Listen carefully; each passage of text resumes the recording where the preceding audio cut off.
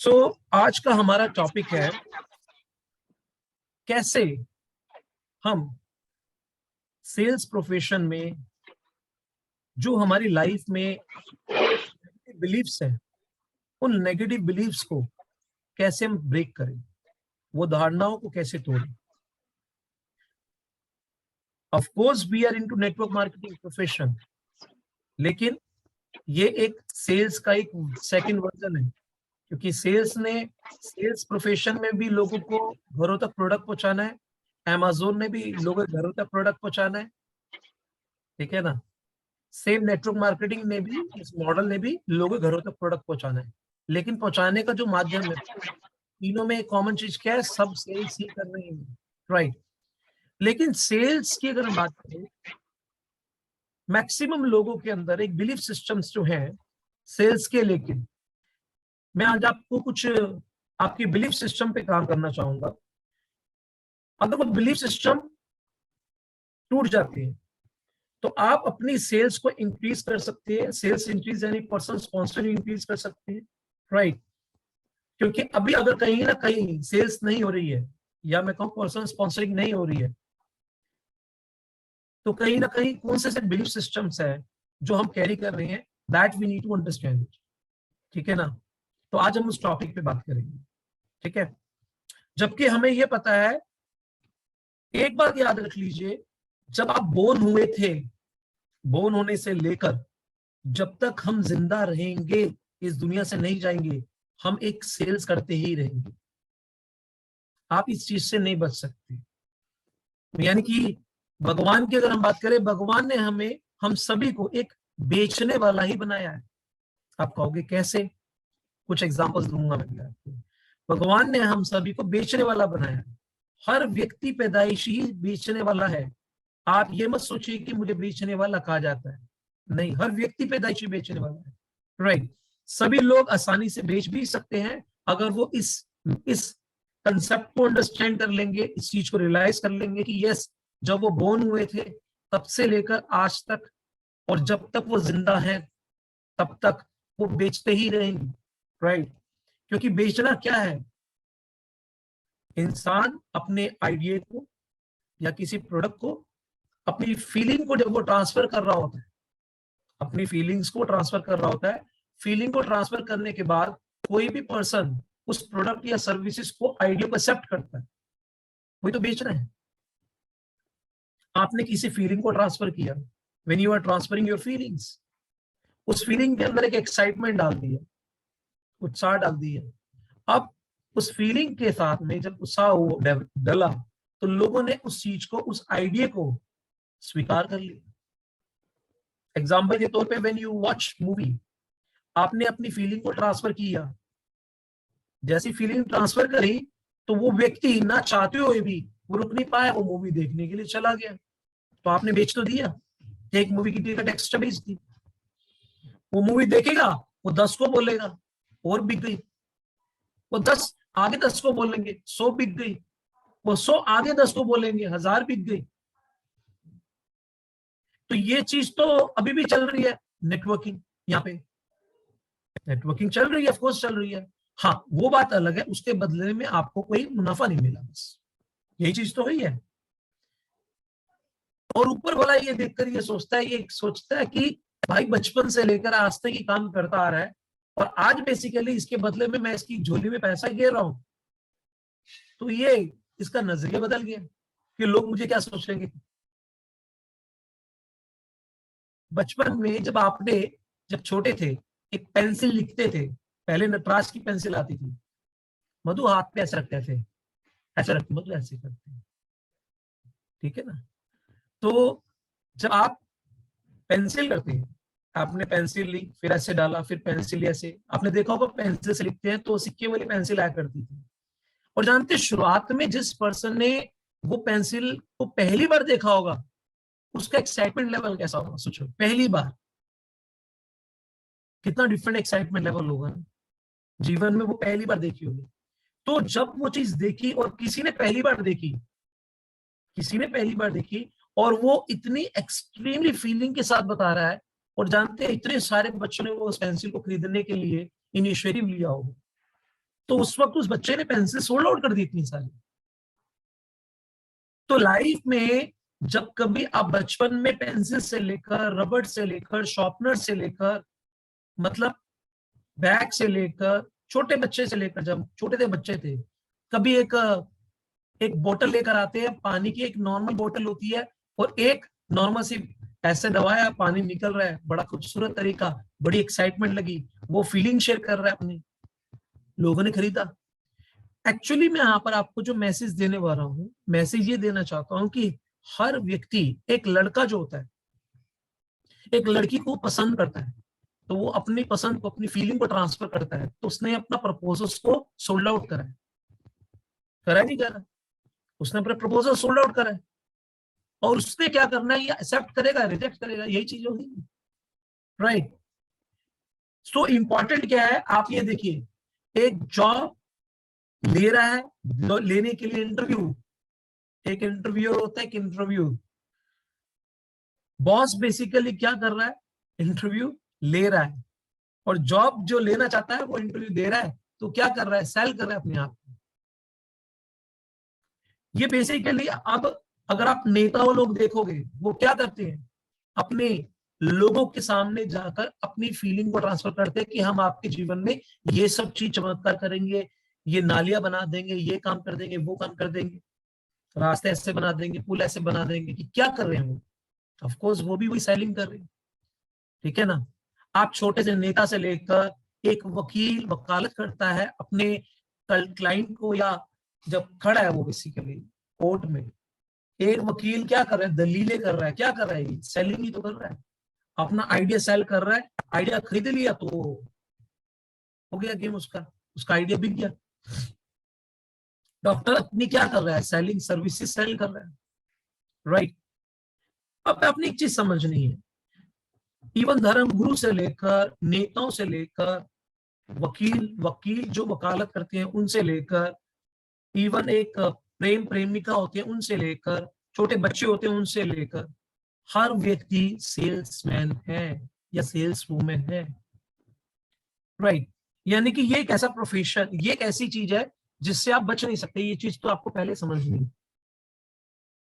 लेकिन इसके बदले में जब आपको आज बहुत हाई लेवल पे इनकम आ रही है, इसको आपको आज प्रोफेशन बनाने के लिए कॉन्शियस लेवल पे आपको कहा जाता है, तो हम कहीं ना कहीं मान्यताओं से गिर जाते हैं। बताता हूँ कौन कौन सी मान्यताएं, जैसे मैं सेल्स में अच्छा नहीं हूँ, ये भी मान्यता है। क्यों बोलता है ये व्यक्ति मैं सेल्स में अच्छा नहीं हूँ, क्योंकि वो कहता है मैंने सेल्स कभी की नहीं, यार मैं किसी को समझा नहीं सकता, और पूरे दिन में बेसिकली अगर उसे कहा जाए ना, कहीं से मोमोज खाकर आ गया वो, और अपनी फीलिंग को बेसिकली ऐसे ट्रांसफर कर रहा है, ऐसे समझाया, और बंदा जब तक दूसरा वाला वहां चला नहीं गया ना मोमो खा के, तब तक वो बेसिकली वो रहा ही नहीं पाया, अब वो कह रहा है मैं समझा ही नहीं पाता। ये जो विचार है ना, यही विचार, ये बेसिकली एक तरह से कभी आपको समझ में आएगी काफी सारी चीजें। यार लोग बड़े नेगेटिव होते हैं, एक धारणा है बनी हुई है, लोग जो होते हैं बड़े नेगेटिव होते हैं, ठीक है ना, बहुत रिजेक्शंस देते हैं, बहुत रिजेक्शंस, कैसे उन्हें डील किया जाए। यार मुझे सेल्स की ना ट्रिक्स नहीं आती, ये चौथा बेसिकली मान्यता है। 4 मान्यता बता दी मैंने आपको, पहली कौन सी मान्यता है, 5वीं ट्रिक है, मुझे यार सेल्स करना पसंद नहीं, ये 5वीं मान्यता है, मुझे सेल्स करना पसंद नहीं है। 6ठी मान्यता है, मुझे सेल्स कॉल से बहुत डर लगता है, मैं सेल्स कॉल करती हूँ या करता हूँ तो मुझे बड़ा डर लगता है, घबराहट होती है, ठीक है ना, ये 6ठी मान्यता है। तो अभी आपको ये सारी की सारी मान्यताएं अगर टूट गई तो आप हल्का महसूस करोगे ना, राइट और रॉन्ग। लेकिन अभी एक्चुअली पता है क्या होता है,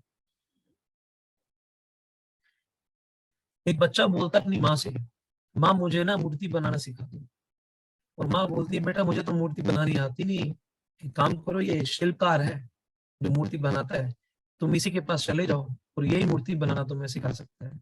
वही बच्चा जब शिल्पकार के पास आता है, कि मुझे मूर्ति बनाना सिखा दो, तो वो शिल्पकार कहता है मुझे खुद नहीं आती मूर्ति बनानी। तो वो बच्चा कहता है मेरी माँ तो ये कह रही है आप तो एक्सपर्ट है मूर्ति बनाने में।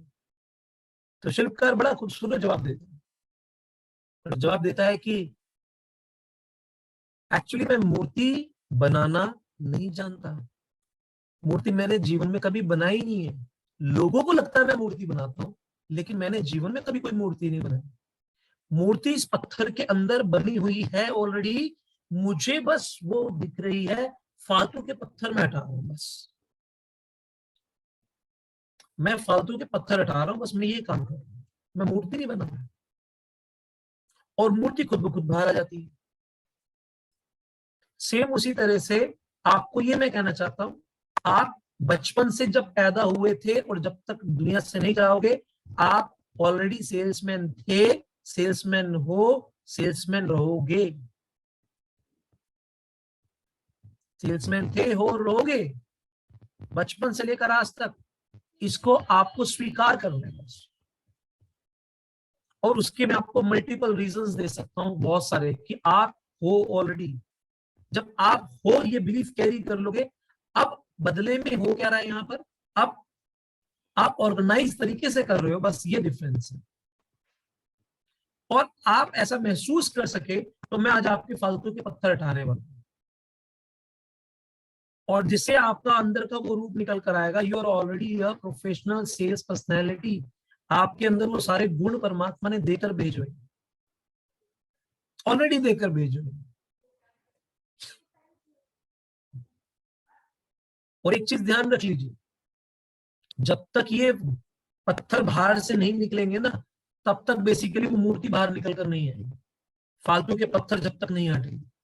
और अगर ये फालतू के पत्थर हट गए आज, तो एक बात ध्यान रखना, आपकी सेल्स का ग्राफ ऐसे जाएगा, यानी कि आपकी स्पॉन्सरिंग ऐसे जाएगी। इतनी स्पॉन्सरिंग होगी, यू कांट इवन इमेजिन। मैं पर्सनल स्पॉन्सरिंग की बात कर रहा हूं। भूल जाओ थोड़ी देर के लिए team, forget about it, think about yourself. मैं हमेशा बात बोलता हूं, सेल्फ मेड मिलीनियर और बिलीनियर सेल्फ वर्क के द्वारा बनते हैं। बहुत सारे इंसान ये सोचते रहते मेरी टीम ये कर रही है, मेरी टीम ये कर रही है, मेरी टीम ये कर रही है। नहीं, आप क्या कर रहे हो वही है जो टीम कर रही है, वो प्रसाद समझ के एक्सेप्ट कर लेना। आप क्या कर रहे हो? एक बार क्या होता है कि एक बार स्कूल में कहा जाता है खीर बनानी है, और उस खीर बनाने के लिए दूध चाहिए, ठीक है। तो हर बच्चों को बोला आप एक एक गिलास, इतना सा दूध लेकर आने के गिलास। तो सारे ये सोचने लग गए, यार इतने सारे दूध लेकर आएंगे, मैं इतना सा पानी की बोतल में लेके चला तो क्या फर्क पड़ता है, डाल दूंगा। और हर बंदों के दिमाग में यही विचार था। बाद में क्या हुआ, सबने डाला, ड्रम में डालते गए, और बाद में खीर बनाने के लिए देखा, खोला, अरे तो पानी सारा का सारा। क्योंकि सभी ने यही सोचा था कि सारे दूध लेकर आ जाएंगे ना, मुझे लेकर आने की जरूरत थोड़ी है, मैं तो इतना पानी भी लेकर आऊंगा, चले जाएंगे। तो सारे सेल्स लेकर आ जाएंगे ना, मैंने क्या करना है, सारी टीम तो सेल्स लेकर आ जाएगी, मैंने क्या करना है। और जब अगर ये सोचेंगे तो खुद ही से लेकर नहीं आया, और ये नहीं पता उसके खुद से ही सब कुछ हो रहा है।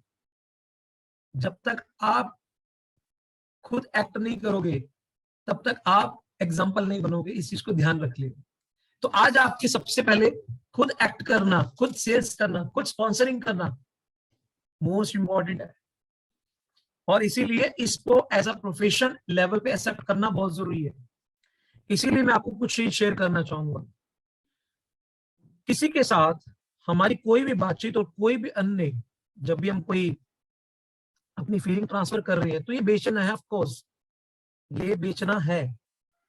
मैं इस बात पर पूरा भरोसा करता हूं कि यह दुनिया का सबसे अच्छा प्रोफेशन है। बिक्री करने वाले लोग अपने आप में दो तरह के लोग होते हैं, एक चाहत पूरी करने वाले, एक जरूरत पूरी करने वाले। अगर आप अपनी चाहत को पूरी करना चाहते हो और अपने मन मुताबिक जीवन जीना चाहते हो, तो आपको बेसिकली इस प्रोफेशन को एक्सेप्ट करना चाहिए, स्वीकार करना चाहिए दिल से। क्योंकि अदरवाइज क्या होगा, आप अपने जीवन में अपनी जरूरत के अनुसार जियोगे जीवन, चाहत के अनुसार नहीं जी पाओगे।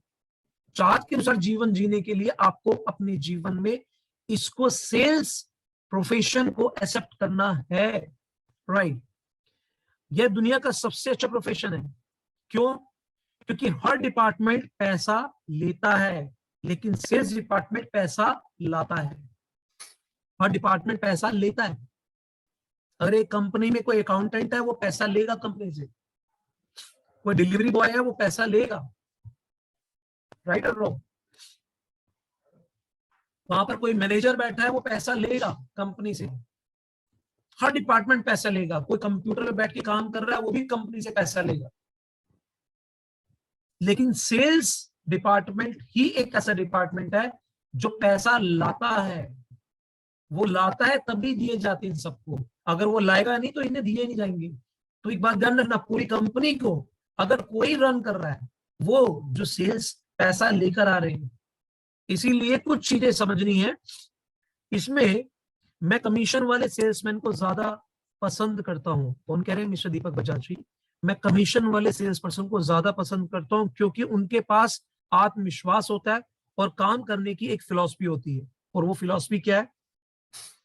वो फिलॉसफी यह है कि अगर मैं सेल्स में सेल्स ना लेकर आऊं तो मुझे कुछ भी पैसे मत देना। ये उनकी फिलॉसफी होती है। इस कारण सेल्स के लोग बिजनेस की दुनिया में सबसे ज्यादा कमाने वाले व्यक्ति होते हैं। और सेलिंग की दुनिया को नंबर वन, वर्ल्ड का नंबर वन प्रोफेशन माना जाता है, वर्ल्ड का। समस्या सिर्फ यह है कि सेल्स के लोगों के बारे में हम लोगों ने सही अवधारणा नहीं बनाई है। जब हम सेल्स लोगों को देखते हैं ना, तो हमने बेसिकली एक गलत धारणा बना ली है।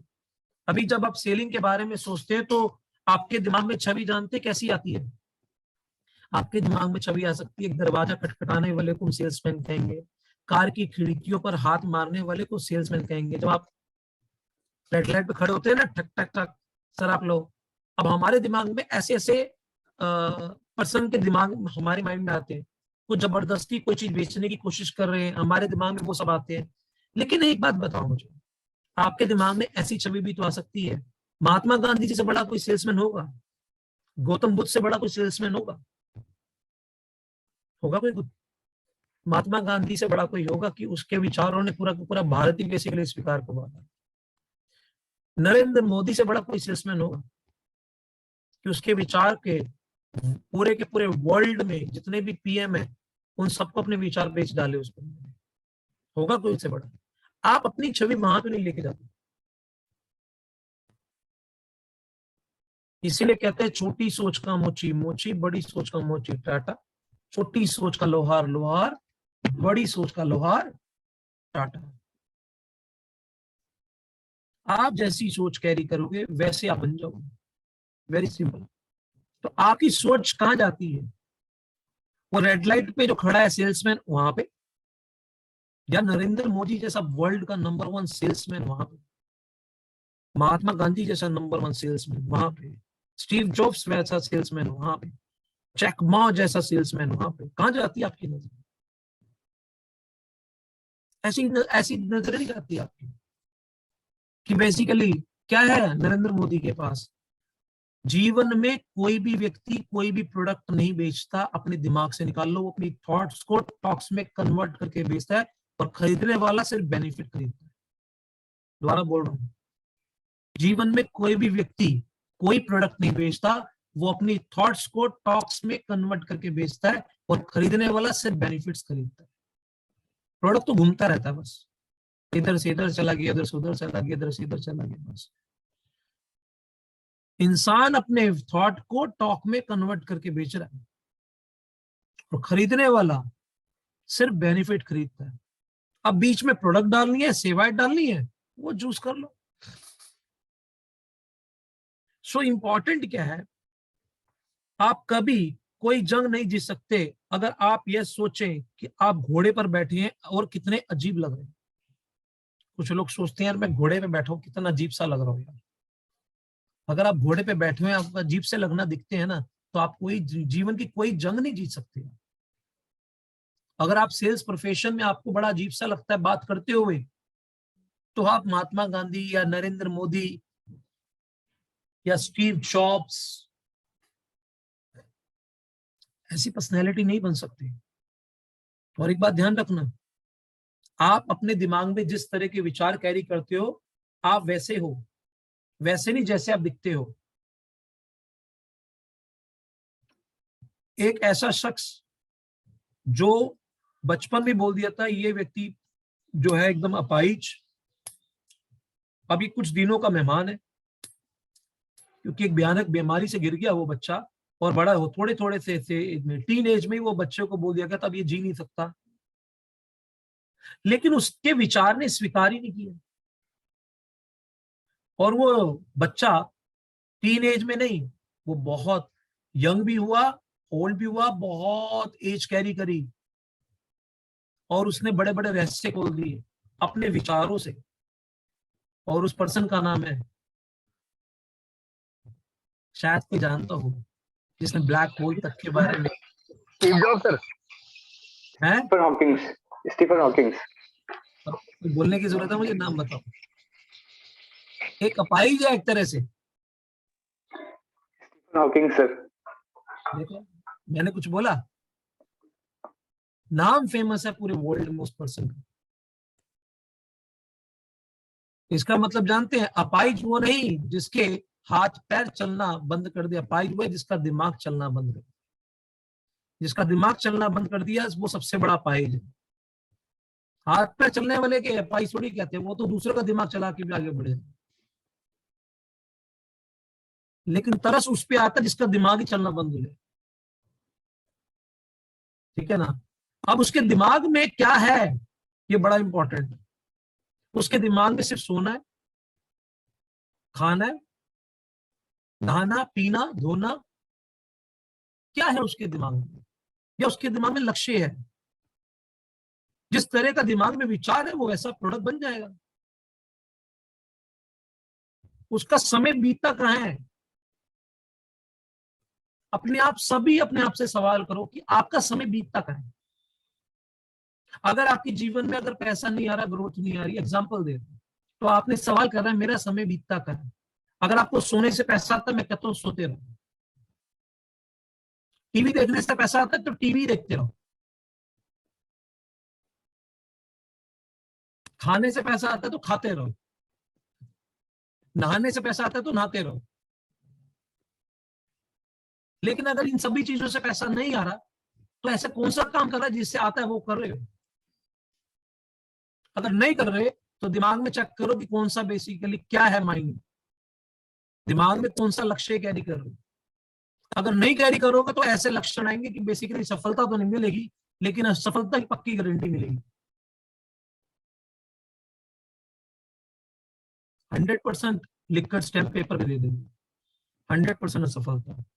असफलता हमेशा यह दर्शाती है कि सफलता का प्रयत्न पूरे मन से और तन से नहीं किया गया। न मन डाला गया न तन डाला गया, तो धन कहां से आएगा। राइट। अब मैं आपके सामने कुछ ऐसी बिलीफ शेयर करने वाला हूं जो आपको बताएंगे। पहला बिलीफ्स, जब बेचना इतना अच्छा है तो लोग इससे डरते क्यों हैं, ये सोचिए। यह कुछ नहीं, बस लोगों ने सेल्स के बारे में अपने मन में कुछ धारणाएं बना ली। जब दुनिया का सेल्स इतना जबरदस्त प्रोफेशन है, एक पर्सनैलिटी जिसने, आप उस पर्सनैलिटी के बारे में शायद बहुत सारे लोग जानते होंगे, उसके सामने टाइगर लगाया जाता है। टाइगर है, कोई जानता है। टाइगर के बाद आगे बोला जाता है टाइगर संतोष नायर। तो मैंने तो बोला ही नहीं। 1984 में यूरेका फोर्स में जब कंपनी में आए, उनका रेशियो 1:1 रहा है। आज वो 10:10 भी है। मतलब वो एक ऐसा बंदा है जिसको मुंबई थंडरबोल्ट बोलते हैं। थंडरबोल्ट संतोष नायर। मैंने बोला कुछ नहीं बोला। टाइगर बोला मैंने, सिर्फ टाइगर। और टाइगर के आगे संतोष नायर अपने आप ही आया। आप सोच रहे हैं कुछ लोगों के, मैंने उससे पहले जो बोला अपाहिज हॉकिंग्स आ गया, टाइगर ये आ गया। आपके नाम, उस बंदे के नाम से पहले ही नाम नहीं बोला गया। सोच के देखिए कुछ ऐसे लोगों के काम ने क्या कर दिया। बारिश आए, आंधी है, तूफान है, भूकंप है, बाढ़ है, उसका एटीट्यूड देखकर उसकी वीडियो सुन लेना, संतोष नायर पार्ट 1 पार्ट 2, और वो एक बार सुन लेना, आपको सुनते ही 1 घंटा सुनते ही आपके अंदर आग लग जाएगी। आग ही आग है उस वीडियो का नाम, राइट। एक बार सुन लेना तो आग लग जाएगी, और आप ये कहोगे अगर 1 घंटा सुन के आग लग गई तो उसके अंदर तो वोल्केनो होगा पूरा का पूरा। सेल्स किंग माना जाता है उसे। सो इंपॉर्टेंट फैक्टर जो हमें समझना है वो ये कि the most important thing what we need to understand, उसकी स्टोरी सुनना कि जब उसके फ्रेंड ने बोला भाई 800 रुपए पर मंथ की सैलरी पे काम कर रहा था, अकाउंटेंट था, और उसके फ्रेंड ने बोल दिया अगर तू अपने चाहत के अनुसार जीवन जीना चाहता है, जरूरत नहीं चाहत के अनुसार, तो सेल्स लाइन को चूज करियो, दुनिया का एक ऐसा प्रोफेशन जिसमें तू अपनी चाहत के अनुसार जीवन जिए। प्रोडक्ट पकड़ तो ही निकल जा मार्केट में, अपनी चाहत के अनुसार पैसा कमाए, जरूरत के अनुसार नहीं। सो अब हमारे दिमाग में इतना इतना जबरदस्त ये प्रोफेशन है जिसमें हम इंसान अपनी चाहत के अनुसार पैसा बना सकते हैं, लेकिन फिर भी क्यों नहीं बनाते? क्या चीज है, क्या चीज है, कौन से डर है, कौन से मान्यता है, कौन से बिलीफ्स हैं जो हमें बेसिकली रोक देती है? चलिए उस बिलीफ्स की बात करते हैं। पहला बिलीफ्स, मुझे सेल्स करना पसंद नहीं है। पहला बिलीफ्स, मुझे सेल्स करना पसंद नहीं है, आई हेट इट। चलिए आज आपको मैं पसंद दिखाता हूं क्या, ठीक है ना। जब लोग मुझसे कहते हैं कि मुझे सेल्स करना पसंद नहीं है, तो मैं उससे ये एक सवाल करता हूं। मैं पढ़ रहा हूं बुक, ये देख लो, कुछ भी अपनी तरफ से नहीं बोलूंगा मैं, जो लिखा है एग्जैक्ट बोलूंगा, पेज भी बता दूंगा, आप पढ़ लें। जब लोग मुझसे कहते हैं कि मुझे सेल्स पसंद नहीं है, तो मैं उनसे एक सवाल करता हूं, और सवाल क्या है, क्या तुम सिर्फ वही काम करते हो जो तुम्हें पसंद है? क्या तुम वही काम करते हो जो तुम्हें पसंद है? सोचो अपने आप से, क्या तुम अपनी नौकरी जो करते हो क्या तुम्हें वो पसंद है करना? Ask yourself. क्या तुम्हें सारी जिंदगी जो ऑफिस जाना है, अपने बॉस को सुनना है, उस चीज को फॉलो करना है, उस सिस्टम को फॉलो करना है, क्या वो पसंद है तुम्हें? अपने आप से पूछो। क्या जिस लाइफस्टाइल को तुम जी रहे हो, क्या वो लाइफस्टाइल तुम्हें पसंद है? जिस कार को तुम ड्राइव कर रहे हो, क्या तुम वो कार को पसंद है? क्या जिस घर में तुम रह रहे हो, क्या वो घर पे रहना तुम्हें पसंद है? क्या पसंद है तुम्हें? तुम्हारे पास कोई भी फाइनेंशियल सिक्योरिटी नहीं है। अगर 25,000 कमा रहे हो, 50,000 कमा रहे हो, आज भगवान ना करे कोई सिचुएशन ऐसी आ जाए, तो क्या तुम्हारे पास फाइनेंशियल सिक्योरिटी नहीं है? क्या तुम्हें वो पसंद है? पसंद वो? क्या तुम्हें हर दिन त्याग एवं समझौते करके जीना पसंद है? मार्केट में देखते हो 100 चीजें, 100 में से 2 भी नहीं खरीदते, त्याग करते रहते हैं हर वो चीज का, क्या वो पसंद है? हम में से अधिकांश लोग अपनी जिंदगी में वही करते हैं जो हमें पसंद नहीं है। सोच के देखिए, मैं राइट हो रहा हूं? अपने आप से सवाल करो, जो काम कर रहे हो, जिधर बैठे हो, जिस घर में बैठे हो, जिस गाड़ी में बैठे हो, जिस ऑफिस में बैठे हो,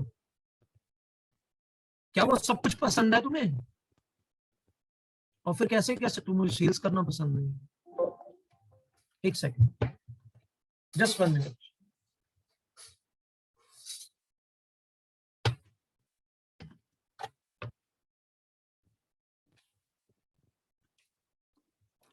कैसे कह सकते हो फिर कि मुझे तो यार सेल्स करना पसंद नहीं? इसका मतलब तुम खुद जीवन में बेचना नहीं सीखा, तो हर वो चीज खरीद नहीं पाओगे जो खरीदना चाहते हो। लाइन अपने माथे में चिपका लो या अपने दीवार पे चिपका लो, जिस चीज को अगर मैं बेच नहीं सका, अगर इस चीज को, तो जीवन में मैं वो सब कुछ नहीं खरीद सकता जो मैं खरीदना चाहता हूं। अगर खरीदना चाहता हूं तो बेचने की कला मुझे सीखनी पड़ेगी। ये दिमाग में डालो अपने पहले। और अगर सीखने का निर्णय ले लिया तो साला कोई भी बंदा कुछ भी सीख सकता है, कोई भी बंदा, ठीक है ना, लेकिन निर्णय लेना पहले। इसीलिए क्या तुम्हें हर दिन त्याग एवं समझौता करके जीना पसंद है? हम में से अधिकांश लोग अपनी जिंदगी में वही करते हैं जो हमें पसंद नहीं है। बात यह नहीं है कि क्या किया जाए, बात यह नहीं है क्या किया जाए, क्या बेचा जाए, बात यह है कि क्यों वह काम किया जाए और फिर वो काम को कैसे किया जाए। बात तो इस बात की जा रही है। अगर एक नया कौशल जिसका नाम बेचना है, उसको सीखकर आप अपने सपने जल्दी पूरे कर सकते हैं, तो फिर क्यों नहीं उसे सीखा जाए। आपको पता है उस काम को सीख कर मैं अपने जीवन में हर वो सपना पूरा कर सकता हूं, तो उसको क्यों ना सीखा जाए। क्या यह कमाल नहीं होगा कि यह नया कौशल आपको इतनी ज्यादा फाइनेंशियल सिक्योरिटी दे देगा कुछ ही सालों में, और कुछ सालों तक काम करके आप जिंदगी भर आराम कर सकते हो। कुछ सालों काम करके, कुछ सालों काम करके आप जिंदगी भर भी चाहो तो आराम कर सकते हो। ये तो वो प्रोफेशन है। आज डॉक्टर को देखो, 10 साल पढ़ाने में लगा दिए, पूरी जीवन उम्र में लगा दी करते करते, आज भी बेसिकली बेचारा फिर भी लगा हुआ है। एडवोकेट देखो, पहले जीवन भर पहले पढ़ने में लगा दिया, अब जीवन भर कमाने में लगा दी, आज भी बेसिकली काम ना करे तो पैसा नहीं आएगा। Same engineer, same chartered accountant, जो जॉब करने वाले, अनकन्वेंशनल वर्क करने वाले, चाहे सिंगर है, डांसर है, एक्टर है, राइटर है, कोई भी व्यक्ति देख लो आप। पहले अपने दिमाग में से ये निकालना पड़ेगा। तो ये पहला पॉइंट मैंने आपको बताया, मुझे इसको पसंद नहीं है, मुझे करना पसंद नहीं है, आई डोंट लाइक इट। तो बस अपने आप से सवाल कर लो, जो भी रह रहे हो, खा रहे हो, पी रहे हो, जिस गाड़ी में घूम रहे हो, जिस घर में रह रहे हो, ये सारी चीजें अगर तुम्हें पसंद है तो तुम्हें सेल्स की जरूरत नहीं है, क्योंकि तुम्हें सेल्स पसंद नहीं है। अगर वो पसंद है तो, अगर वो पसंद नहीं है तो ये तुम्हारे लिए मजबूरी नहीं, मंजूरी भी है। मंजूरी नहीं, मजबूरी भी है, राइट? क्यों? क्योंकि आपके सपनों के लिए जरूरी है, क्योंकि आपकी चाहत है। अदरवाइज सपनों का गला घोट दो अपने हाथों से। सपनों का गला घोटना है अपने हाथों से, और कहना है कि जीवन में तुझे सपने देखने का कोई हक नहीं है, क्योंकि तेरी चाहत पूरा करने के लिए जो सोर्स है बेचना, वो मैं सीखना नहीं चाहता। ये बोलना अपने आप, ठीक है? ये पहली धारणा है। दूसरी धारणा क्या है यार? सेल्स जो है ना, इसमें ट्रिक्स की होती है, ट्रिक्स। जो ट्रिक्स खेलने वाले होते हैं ना, वो सेल्स में बड़े माहिर होते हैं, और मैं सेल्स के ट्रिक जानता नहीं, तो मैं तो कामयाब हो ही नहीं सकता। ये लोगों की दूसरी धारणा है। तो आपकी दूसरी धारणा तोड़ता हूं, ठीक है ना? ध्यान से सुनना। असल में सेल्स कोई ट्रिक्स है ही नहीं। व्यापार के बारे में सीखे, ट्रिक्स के बारे में तो सीखना ही नहीं है। आपको अपना काम सीखना है, आपको ट्रिक्स नहीं सीखनी है। ट्रिक्स धोखेबाजों के लिए होती है। इस बिजनेस में लंबे समय तक चलने वालों के अपने मजबूत आधार होते हैं। जीवन में याद रखना, जो लंबे समय तक चलते हैं उनके अपने खुद के आधार होते हैं, एथिक्स होते हैं उनके, राइट? वो ट्रिक्स नहीं जानते। सेलिंग बेचने वाले से खरीदार तक सिर्फ अपने विश्वास और उत्साह का ट्रांसफर करना है। क्या बोला थोड़ी देर पहले?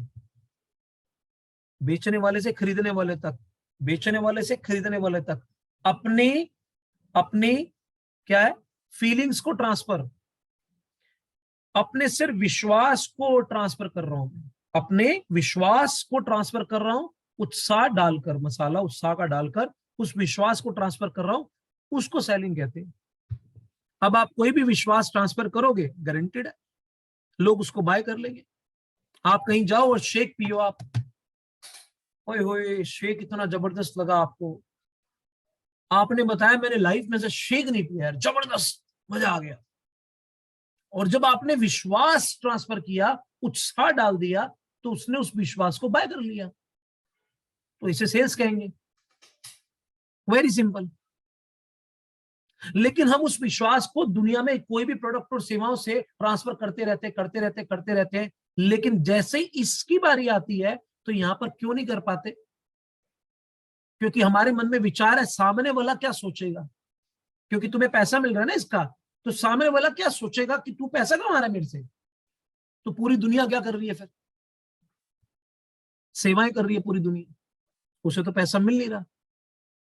तो हम अपने आप को ब्लॉकेज करके खुद रोका हुआ है। ये विचार ही तो निकालना है। पूरी दुनिया क्या कर रही है? आप सुबह से लेकर जब घर से बाहर निकलते हो तो क्यों कर रहे हो? इंश्योरेंस कंपनी का एजेंट है, वो इंश्योरेंस के लिए लोगों के घर गया, उसको एजुकेट करा, प्लान सोल्ड करा, टर्म प्लान सोल्ड कर दिया, भाई तेरे जाने के बाद 1 करोड़ पे आएगा, और काफी समय से वो उसके पीछे पड़ा होता, अचानक से उसे डील क्लोज कर दी। अब हैरानी की बात देखो, 1 महीने या 2-3 महीने, 5 महीने, 1 साल के बाद उसके घर में मृत्यु होगी कोई पर, और 1 करोड़ रुपए का उसे बेसिकली बेनिफिट मिल रहा है। तो आप मुझे एक बात बताओ, सोच के देखो, अगर उस इंश्योरेंस एजेंट को वो कमीशन हटा दो तो बेसिकली वो निकलेगा बाहर? नहीं निकलेगा ना। वो कमीशन जोड़ी हुई है, तभी उसके लिए वो मिशन बन गया। कमीशन हटा दी तो बेसिकली वो सेवा भी नहीं कर पाएगा, क्योंकि जीवन चलने के लिए उसे पैसा चाहिए। लेकिन उसको कमीशन मिली, लेकिन उसको तो 1 करोड़ रुपए का प्रीमियम, 1 करोड़ रुपए का बेनिफिट मिल गया ना उसके जीवन जाने के बाद। अब पर्सन चला गया, उसकी भरपाई तो हो नहीं सकती, लेकिन उसको बुद्धि उस वक्त थी कि उसने वो इंश्योरेंस ले ली, टर्म प्लान ले लिया, तो परिवार को 1 करोड़ मिल गया। तो इट्स वेरी वेरी इंपॉर्टेंट कि वो व्यक्ति ने जिस प्रोफेशन को चूज किया, that person should be feeling so proud on him. अब आपको सिर्फ यह पता होना चाहिए कि आप क्या बेच रहे हो। अगर आप में बुनियादी शिष्टाचार और सामान्य बुद्धि है तो आप चमत्कार कर सकते हो इस प्रोफेशन में। इसमें सामान्य बुद्धि चाहिए। सामान्य बुद्धि का मतलब होता है कॉमन सेंस। इसमें आपको चालाक, ये सब ट्रिक्स, ये सब चीजें नहीं चाहिए। थोड़ा बहुत क्या चाहिए? डिसिप्लिन। किस चीज का? किसी चीज को लगातार करने का, ठीक है ना। और आप उस चीज को लगातार करिएंगे तो आप इस चीज में माहिर हो जाएंगे। अब मैं सेल्स में अच्छा नहीं हूं, मैंने सेल्स कभी नहीं की, ये तीसरी धारणा है। लोग क्या कहते हैं, यार मैंने आज तक जीवन में पहले कभी सेल्स नहीं की। चलो माना उसने सेल्स नहीं की, उस प्रोडक्ट को उसने नहीं बेचा। हाँ, हो सकता है कि आप सेल्स में अच्छे ना हो सकता है, मैं एग्री करता हूं आपकी बात से, पर सेल्स सीखने वाली एक कला है, राइट ना। क्या आप किसी एक व्यक्ति को जानते हो जो सेल्स पर्सन के रूप में पैदा हुआ था? आप इसमें जब चाहे अच्छा काम कर सकते हैं। इसके लिए बहुत सारी किताबें, ट्रेनिंग प्रोग्राम, वीडियो, सब कुछ मौजूद है। सवाल ये नहीं है कि आप नहीं जानते, ये समस्या नहीं है। समस्या क्या है? आप क्या जानना चाहते हो, ये सवाल है। एक व्यक्ति कहता है आई डोंट नो, तो कोई समस्या नहीं है। बट समस्या कब आती है? I don't want to know, ये समस्या है। क्योंकि अब ये एटीट्यूड प्रॉब्लम है, क्योंकि उसके अंदर वो जानने की चाहत ही नहीं है, ठीक है ना। वो अब एटीट्यूड प्रॉब्लम है। तो आप इस चीज को नहीं जानते, ये समस्या नहीं है। जानना नहीं चाहते, सीखना नहीं चाहते, ये समस्या है। और इस समस्या का कारण आप खुद हैं। बस ये समस्या है, इस चीज को समझो, ठीक है ना। क्योंकि आपके लिए बुक्स है, ट्रेनिंग्स हैं, वीडियोस हैं, लेकिन आप देखते क्या है? whenever you will be having a time, जब भी आप जाते हैं, बहुत सारा समय ऐसा होता है जो वेस्ट हो जाता है। उस वेस्ट टाइम को आप चाहो तो यूटिलाइज कर सकते हो। whenever I'll be in my washroom, जब मैं टॉयलेट भी जाता हूं तो मेरे हाथ में बुक होगी या मेरे हाथ में कोई, मैं उस वक्त अगर मैं 15 मिनट भी हूं, वो 15 मिनट मेरे प्रोडक्टिव कन्वर्ट हो जाए, वेस्ट ना हो, मैं इस चीज के बारे में सोचता हूँ। 15 मिनट मेरे वेस्ट ना हो जाए गलती से भी, मैं उसके बारे में सोचता हूँ, क्योंकि 15 मिनट वेस्ट हो जाएंगे मेरे, राइट। अगर मैं वहां टाइम लगा रहा हूं, वो 15 मिनट वेस्ट ना हो जाए, तो कुछ ऐसा पढ़ूंगा मैं वहां पर बैठा हुआ, मेरे टॉयलेट में बैठा हूं, तो आराम से बैठा हूं शीट पर, यहाँ पर रखी हुई किताब, और वहां पर नोट्स भी बन रहे हैं मेरे, यहाँ पर देख रहा हूँ, सब कुछ हो रहा है काम। और देख रहा हूं, मैं पढ़ रहा हूं, अच्छा ये वाला पॉइंट, ये पॉइंट अच्छा लगा, और सोचता हूं, लिख रहा हूं मैं सोचता हूं वो भी वेस्ट ना हो जाए। और वहां पर पर्सन बेसिकली क्या देख रहा है, या ये तो आपके ऊपर है ना कि ये यंत्र आपके हाथ में रख दिया, आपने देखना क्या, जो दिमाग के अंदर भरा वही तो बाहर आया, देखेगा। दिमाग में क्या भरा हुआ है, कचरा भरा हुआ है तो कचरा दिखेगा। यहाँ पे ढंग की चीज भरी होगी, कोई लक्ष्य भरा होगा, कोई जीवन में किसी को ग्रो करने का मकसद भरा होगा। मुझे पता है कि बेसिकली मुझे मॉर्निंग में ट्रेनिंग देनी है तभी तो बेसिकली डालना पड़ेगा ना। अब मुझे यहां से देना है तो यहाँ भरना पड़ेगा, यहाँ देना है तो भर रहा हूं। मैंने ये जान पूछ के डिसीजन लिया है, किसके लिए, अपने लिए। ग्रोथ किसके लिए, अपने लिए, ठीक है ना। आपको मैंने अपने ऊपर एक प्रेशर क्यों लिया, अपने लिए। अगर ये डेली जान पूछ के चार्जेस क्यों लिए, अपने लिए, कि भाई कसम से किसी भी कीमत पे मुझे डिसिप्लिन मेंटेन करना पड़ेगा। अगर ये चीज नहीं करूंगा मैं, तो जानते क्या है, मैं बीच में खुद ही छोड़ दूंगा, मैं बीच में खुद ही छोड़ दूंगा। लेकिन अब मैंने आपसे 500 रुपये चार्ज कर लिया है, अब मैं अकाउंटेबल हो गया है। अब भैया मुझे आपको देना पड़ेगा, आपको लेना पड़ रहा है, ठीक है ना। सोचो, अब अल्टीमेटली ये 500 रुपए का पत्ता बीच में आ गया, अब मैं बेसिकली अकाउंटेबल हो गया आपके लिए, सबके लिए। So this is very very important. जहां लगेगा धन वहीं लगेगा, उस वो डिसिप्लिन को मेंटेन कर देगा। कभी कभार बोलते हैं ना, ये पढ़ा देना बच्चों को, हाँ कोई बात नहीं, पढ़ा देगा, एक बारी, दो बारी, 3 बारी। अब बेसिकली उसको फ्री में पढ़ाया जा रहा है, लेकिन अचानक से कोई बोला जाए कि भैया फ्री में पढ़ाया जा रहा है, अचानक से उसके, आज मेरे पास दीदी कहीं जाना है, आज मुझे जाना है, अब उसे बोल दिया जाए ये 500 रुपए का घंटा है। अब देखो शादी पे आ जाएगी, वो बेसिकली कहेगा एक काम करो, शादी में पूरे खानदान को बच जाएगा, नहीं मेरे लिए पढ़ाई टाइम इंपॉर्टेंट है, मैं अपने काम के प्रति बहुत इंपॉर्टेंट। अब काम में पैसा जुड़ गया था, डिसिप्लिन आ गया वहीं पर।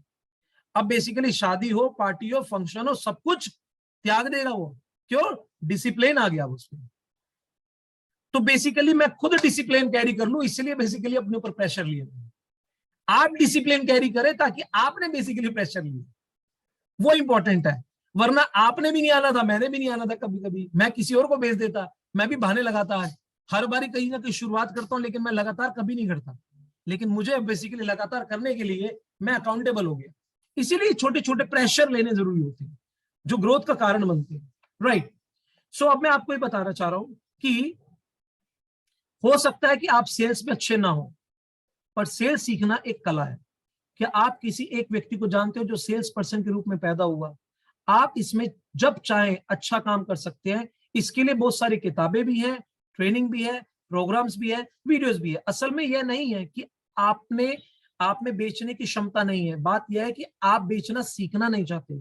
सीखने के लिए प्रतिबद्ध हो जाए और फिर सेल्स कीजिए। लगातार अभ्यास और जिद आपको कुशल बना देंगे। लगातार अभ्यास और आपकी जिद अगर आप अपने आप से करते हो तो क्रिएशन होगा, जिद दूसरे से करते हो तो इरिटेशन होगा। एक बच्चा है, वो बाइक चाहता है पापा से, अगर वो बच्चे ने जिद अपने आप से कर ली तो वो छोटी उम्र में भी वो क्रिएटिव बन जाएगा, काम करने वाला, कर्मठ बन जाएगा। लेकिन अगर वो जिद अपने बाप से करेगा तो इरिटेटेड बन जाएगा, ठीक है ना। दिस इज द रीजन, जिद अपने आप से करो, अपने आप से, जो मोस्ट इंपॉर्टेंट है। अपने आप से करोगे, सेल्फ पे वर्क होना शुरू हो जाएगा। सेल्फ पे वर्क होगा तो सेल्फ मेड बिलीनियर, मिलीनियर सब बन जाओगे, राइट। अब तीसरी धारणा, यार मैं किसी को समझा ही नहीं सकता। लोग क्या बोलते हैं, मैं किसी को समझा नहीं सकता, यार मेरे अंदर ये कन्विंसिंग पावर नहीं है। ये एक विचार है। आपको जीवन में किसी को कन्विंस ही नहीं करना, समझाना है ही नहीं। क्या करना है ये मैं आपको चीज शेयर करूंगा। हमारा काम एग्जैक्टली क्या है, इस चीज को समझिए। यह एक कल्पना है, आप लोगों को समझाएंगे। समझाने जैसी कोई चीज होती ही नहीं है। आपका काम है अपने उत्पाद और सेवाओं के बारे में दूसरों को अच्छी तरह से बताना। आपका जो प्रोडक्ट है, आपकी जो सर्विस है, आपका प्रोडक्ट क्या है? हमारा प्रोडक्ट अपॉर्चुनिटी भी है, हमारा प्रोडक्ट मशीन भी है। आपका काम है इस आइडिया को उनके सामने रखना, ये आपका काम है, ठीक है ना। उसका काम है उसको एक्सेप्ट करना या रिजेक्ट करना, ये उसका काम है। अब प्रॉब्लम कहाँ आती है, हम अपना काम नहीं करते, हम उसका काम कर रहे होते हैं, बस ये प्रॉब्लम। हम ये सोचते हैं पता ही नहीं वो लेगा, पता ही नहीं वो नहीं लेगा, ये पक्का लेगा, ये तो बिल्कुल नहीं लेगा,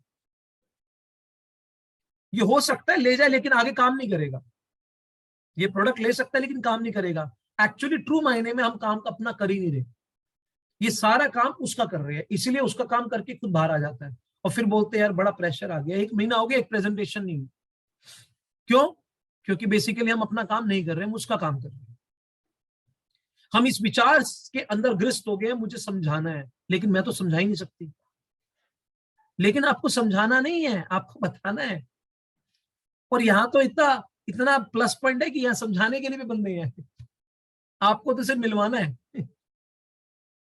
समझाने के लिए भी आपके पास आपके अप्लायंस एक्टिव्स, आपने तो सिर्फ ये समझने के लिए बैठा है, ये समझाने के लिए बैठा है, आप मिलवाने के लिए बैठे। आपका काम तो छोटा सा है, सिर्फ इतना सा मिलवाने का, और फिर बाद में आप आराम से समझिए। आपका काम समझाने का नहीं है, शुरुआत में आपका काम समझने का है। आपने किसी को मिलवाना है खुद को समझने के लिए, अपने प्रोडक्ट को समझने के लिए, अपने प्लान को समझने के लिए। जब तक आप अपना प्रोडक्ट नहीं समझेंगे, आप अपना प्लान नहीं समझेंगे, आपका बिलीफ लेवल डेवलप नहीं होगा। इस चीज को ध्यान रख लीजिए।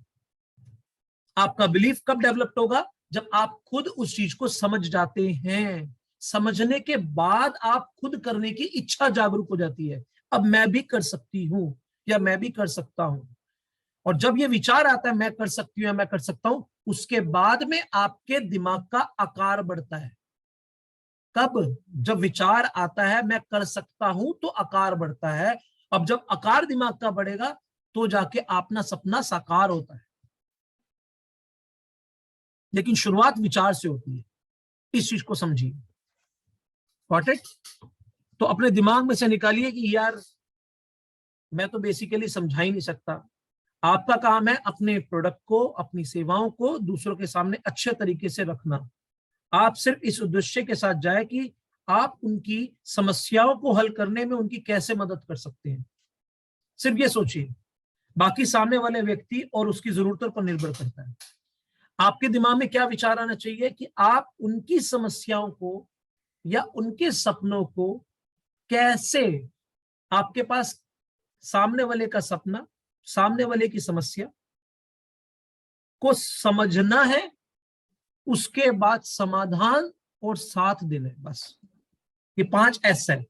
स से सपना, स से समझना, स से सपना, स से समस्या, सपना समस्या, सपना समस्या। सपने को समझो, समस्याओं को समझो। समझना है सपने और समस्याओं को, और फिर बाद में स से समाधान देना। ठीक है? स से समाधान देना है, साथ में स से साथ देना है। यार मैं आपके साथ हूं, बस इतना बात बोलनी है आपने। राइट? इसीलिए जब कभी आपका कोई प्रेजेंटर किसी आपके आइडिया प्रेजेंट करता है ना, राइट, तो लास्ट मोमेंट पे आप उसे बोलिए कि मैं आपके साथ हूं, मैं आपके साथ हूं। ये इतने लोगों की लिस्ट उस वक्त काम आएगी। अभी मेरा जो चैप्टर रहेगा लिस्ट का अभी बस आने वाला है, बट उससे पहले ये सारी चीजें तैयारी हो रही है। राइट? तो ये हो गई आपकी, मैं किसी को समझा नहीं सकता, ये भी एक मान्यता है। ठीक है ना? अब लोग नकारात्मक तो होते हैं यार, बहुत नेगेटिव होते हैं यार, मैं उस नेगेटिविटी को झेल नहीं सकता, मेरे अंदर उतनी झेलने की कैपेसिटी नहीं है। अब ध्यान से सुनिएगा। मेरे 15 साल के बेचने के अनुभव ने मुझे यह सिखाया कि किसी चीज को बेचने के लिए ग्राहक के रवैये से ज्यादा सेल्स पर्सन का रवैया जरूरी है। अब आप अपने दिमाग में चिपका लो, ग्राहक के रवैये से ज्यादा इंपॉर्टेंट सेल्स पर्सन का रवैया ज्यादा इंपॉर्टेंट है। वो व्यक्ति क्या रवैया रखता है उससे ज्यादा इंपॉर्टेंट है आपका रवैया उसके प्रति कैसा है। हम कहते हैं इसका बिहेवियर मुझे पसंद नहीं आया, I don't like his behaviour, यार इसका तरीका मुझे पसंद नहीं आया, ये ऐसे करते हैं। नहीं, आपको एक बात ध्यान रखनी है, एक प्रोफेशनल सेल्समैन के अंदर बहुत हाई लेवल का करुणा भाव होता है, ईगो नहीं होती है। ईगो वाला बेसिकली प्रोफेशनल सेल्स पर्सन नहीं होगा, उसमें विनम्रता भाव रहेगा, अंदर करुणा भाव रहेगी। चलिए एक एग्जांपल से बताता हूं, सोच के देखिए, इमेजिन कीजिए। आप कभी हॉस्पिटल में जाकर किसी को ब्लड डोनेट करना है, आप किसको ब्लड डोनेट करोगे? जिसमें ब्लड की कमी है, जिसमें ब्लड की अधिकता है? बोलो, कोई बोलो। कमी वाले में कमी है, जिसमें ब्लड कम है उसको ब्लड डोनेट किया जाता है, जिसमें ब्लड ऑलरेडी काफी है तो उसको क्या डोनेट करा जाए। तो लाइफ में एक बात याद रखना, जब कभी आपको ये लगता है कि सामने वाले का बिहेवियर आपको पसंद नहीं आया, तो उस सिचुएशन में उसके अंदर बिहेवियर कम है, आपको अपना बिहेवियर डोनेट करना होगा उसमें। अगर आप उस सिचुएशन और बिहेवियर डोनेट करते हैं तो रियल मायने में वो व्यक्ति आपको पसंद करेगा। बट वो व्यक्ति उस सिचुएशन में जैसे कभी कभार पर्सन बहुत ज्यादा डिफरेंट लेवल पे, हमारे प्रोफेशन में तो इसलिए नहीं होता क्योंकि एक कड़ी बीच में जुड़ी होती है, क्योंकि आप हार्डकोर सेल्स में नहीं है, एक कड़ी बीच में जुड़ी होती है, वो है मिलवाने वाला, इसलिए वो उसकी लाज रखता है बस। वरना तो सेल्स में अगर आप देखेंगे जो हार्डकोर सेल्स होती है उसमें आप डायरेक्टली कभी जाओ तब आपको रियलाइज होगा। और एक बात बताऊं, बीच में ना जाना चाहिए आपको डायरेक्ट सेल्स भी करनी आनी चाहिए। We are into direct sales. बीच में कभी आपको जाना चाहिए, डायरेक्टली मीट करो, पर्सन से मील करो, बीच बीच में चाहे 1 घंटे का आप डायरेक्टली गए, एजुकेशन सर्विस शीट्स लेकर आप बात करके अपॉइंटमेंट लेकर, कभी किसी ने ये चीज भी सीखनी होगी तो ये भी सिखा दी जाएगी, ठीक है ना। इनिशियल लेवल में मैंने ऐसे ही करा है मैं डायरेक्टली जिम में जाता था, डायरेक्टली स्कूल्स में जाता था, ठीक है ना। I used to go gym, I used to go schools. हमारे सचिन जी की हमसे मुलाकात वहीं हुई थी। He was my completely stranger. Chandi Ghosh मेरे लिए कंप्लीटली स्ट्रेंजर्स है, मिस्टर संजय जी मेरे लिए कंप्लीटली स्ट्रेंजर्स हैं। ये मेरे लिए स्ट्रेंजर्स हैं क्योंकि मैंने डायरेक्ट सेल्स 100% डायरेक्ट सेल्स ही करी है शुरुआत में, क्योंकि मेरे पास में फिलहाल अभी कुछ ऐसे खास कॉन्टेक्ट नहीं थे, ठीक है ना। तो इंपॉर्टेंट क्या है, these are the things is very very important. तो आपको अपने रवैये पे ज्यादा ध्यान रखना है, उसके रवैये को भूल जाइए। क्यों? Customer is always right. एक अच्छा सेल्स प्रोफेशन कभी भी अपने व्यवसाय को लेकर शर्मिंदा नहीं होता।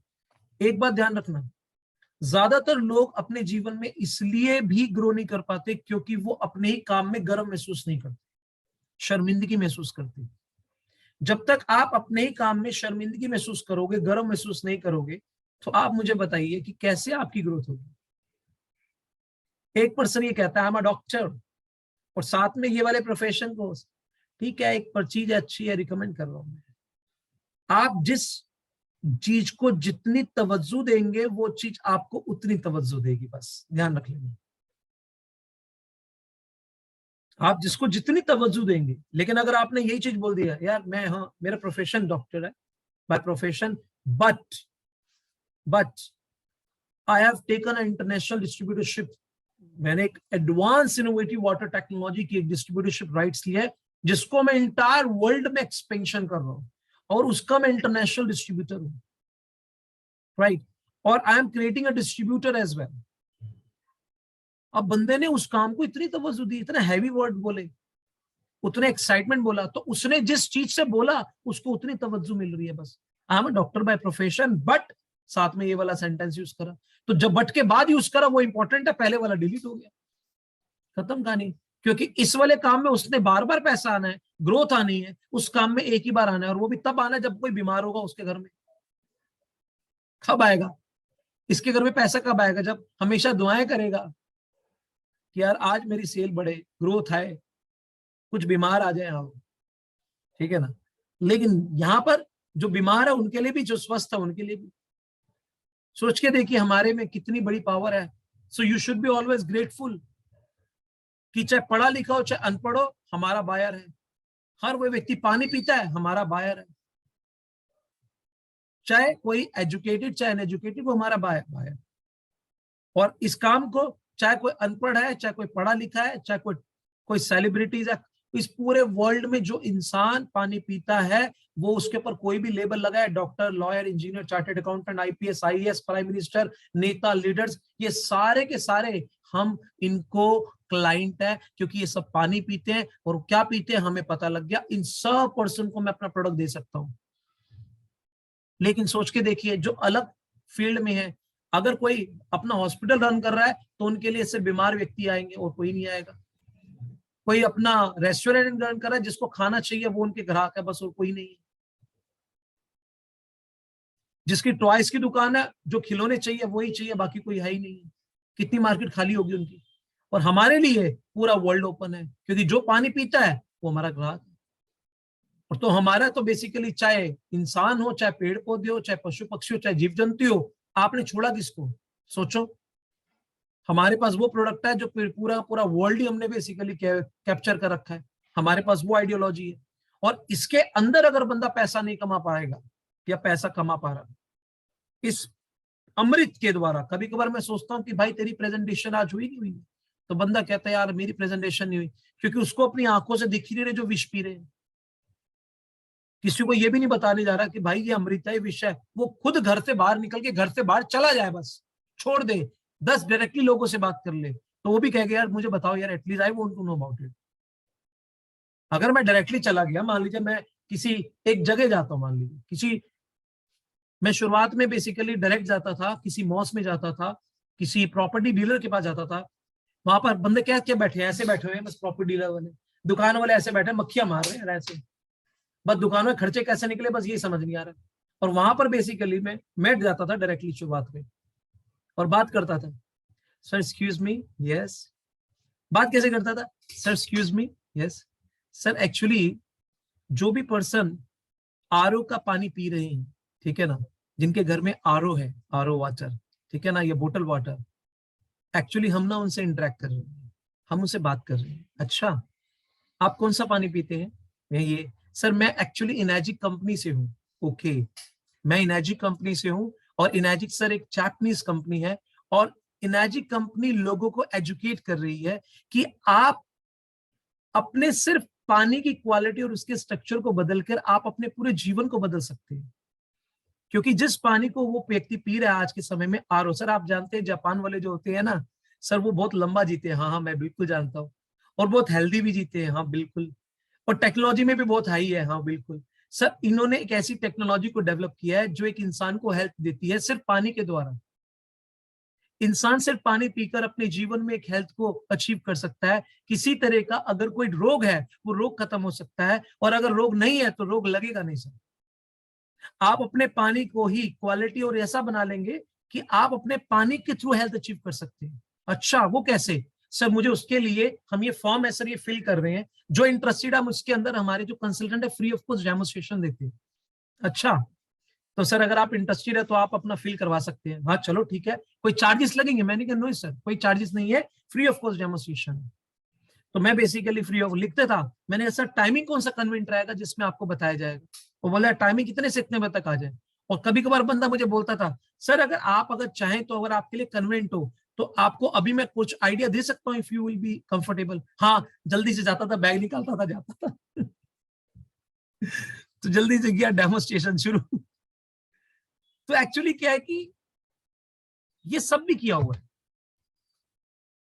तो इंपॉर्टेंट फैक्टर पता है क्या है? लोगों को सिर्फ ये दिखता है कि अभी आज रोहित जी वेल फर्निश प्रोडक्ट है, लेकिन रोहित शर्मा करोड़ से पहुंचने से पहले यहां तक पहुंचे, रोड से गुजर रहा है, राइट। लेकिन वो रोड से गुजरना नहीं चाहता, क्यों? क्योंकि वो रिजेक्शन लेना नहीं चाहता। लेकिन रिजेक्शन लिए बगैर वो आगे बढ़ेगा नहीं। रिजेक्शन क्या है? कोई बात नहीं, हर व्यक्ति ये नहीं लेगा। मैं कहता हूँ दुनिया का कोई 300 रुपए की मैंने किताब दी थी, 300 रुपए की मेरी किताब थी, मात्र 299 रुपए की। मतलब ना वो फटेगी, ना वो गीली होगी, ना वो कुछ होगी। मतलब एक ऐसा कंसेप्ट था, रियूजेबल कंसेप्ट था। मैं उसको भी डोर टू डोर करता था जब मैं, तो सब भी तब भी नहीं लेते थे। कोई कहते रहे इतनी महंगी है यार, बहुत महंगी है, जबकि उसने अब एक बार खरीद लिया, बार बार यूज करना है उसे, सालों साल यूज करना है, तब भी उन्हें महंगी लगती थी। इसका मतलब अपने दिमाग में से ये समझ लीजिए कि हर व्यक्ति ये जरूर कहेगा ये महंगा है। 300 रुपए की आइटम भी कहते थे यार नो इट्स नॉट अ वे, बहुत कॉस्टली है। आप सोचो 3 लाख की कहां से बख्श देंगे आप? 300 रुपए के अंदर बेसिकली 100 लोगों को बताता था तो 3 लोग लेते थे, 10 लोग लेते थे, बताओ।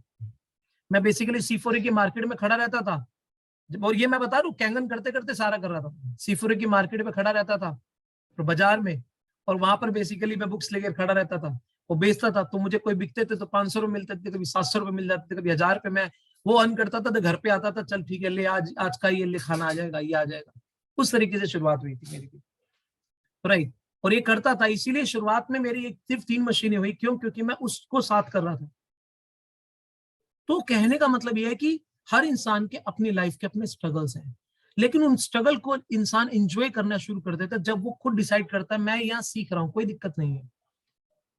लेकिन हम कभी इस चीज से गुजरना चाहते ही नहीं, जो गलत है। आप 1 घंटा अपना घर में बैठकर समय बर्बाद करने से अच्छा है लोगों के पास जाकर समय आबाद करो। कम से कम अपने अंदर तो चेंज आएगा। और इसी दौरान में कुछ ऐसे लोग मिल जाएंगे जो कैंगन के बारे में या तो जानते होंगे या किसी ने डेमो दे दिया होगा, लेकिन वो आपका एटीट्यूड बड़ा अच्छा लगेगा उन्हें, यार कमाल है यार, वाकई में हेड्स ऑफ है यार टू दिस एटीट्यूड। कुछ लोग, मुझे इतनी गर्मी होती थी धूप में, मुझे कहते थे अरे कोई बात नहीं, आप बाहर क्यों खड़े हैं, आप अंदर आइए ना प्लीज, आप अंदर आइए, आप अंदर आके बैठ के बात कीजिए। मैंने sir thank you very much sir, thank you. तो एटलीस्ट कम से कम एवरीथिंग इज पॉसिबल। और आज भी मुझे बोलेंगे ना कोई सीखने के लिए आज भी रेडी है, तो मैं सिखाने के लिए आज भी रेडी हूं, क्योंकि वो सारी चीज मैंने सब करा हुआ है। बैंक्स में गया हूं मैं, डॉक्टर्स के यहाँ, क्लिनिक्स गया हूं, बैंक्स गया हूं, जिम्स गया हूं, स्कूल्स गया हूं, हर जगह गया हूं। तो यानी कि अगर मुझे एग्जीबिशन में खड़ा करोगे तो भी उसके थ्रू, डोर टू डोर करोगे उसके थ्रू, पार्क जाओगे, पार्क में सुबह पार्क में स्टैंडी लगाता था मैं कैंगन वाटर की, और वहां पर लोगों से बातें करता था, टीम को भी लेके जाता था। सचिन जी को ले गया हूँ, कमल त्रिपाठी को ले गया हूँ, योगेश को ले, मल्टीपल टीम को भी लेके गया हूँ। सुबह मैं मार्केट में पार्क की एक्टिविटी किया करता था, वहां पर लोगों से बातें करता था, जितने रेफरेंसेस दे दिए रेफरेंसेस देते थे, फिर मैं कहता था चलो ठीक है सर आपके यहाँ डेमोन्स्ट्रेशन के लिए आएंगे। सब कर्मकांड कर रखे हैं। करने वालों के लिए सारे कारण है, ना करने वालों, कामचोर लोगों के लिए सारे बहाने। वो अपनी इमेजिनेशन में पुलाव बनाते, ख्वाबी पुलाव, मैं ऐसा कर लूंगा, मैं वैसा कर लूंगा, मैं ये कर दूंगा, मैं वो कर दूंगा। अरे भैया आप कुछ भी करो, लेकिन करो कुछ जो इंपॉर्टेंट है। और आपका डर अगर निकलेगा तो करने से निकलेगा, इस चीज को ध्यान रखना। अब पर्सन मुझे बोलता है यार मुझे सेल्स कोच से मुझे किससे डर लगता है। अब इसमें एक चीज ध्यान रखो, हर बार कोई भी नया काम शुरू करते समय सभी को पहल डर लगता है। कोई भी नया काम, आपको क्या लगता है? देखो इस बुक के अंदर ही लिखा है, जब भी कोई भी नया काम शुरू करता है उससे पहले डर लगता है, घबराहट होती है। जैसे आप कोई बाइक चलाते हो, शुरुआत में ड्राइव करना सीखते हो, कोई प्रेजेंटेशन देना शुरू करते हो, कोई पेंटिंग बनाना शुरू करते हो, कोई खेल खेलना शुरू करते हो, सब में डर लगता है। वो डर क्या है?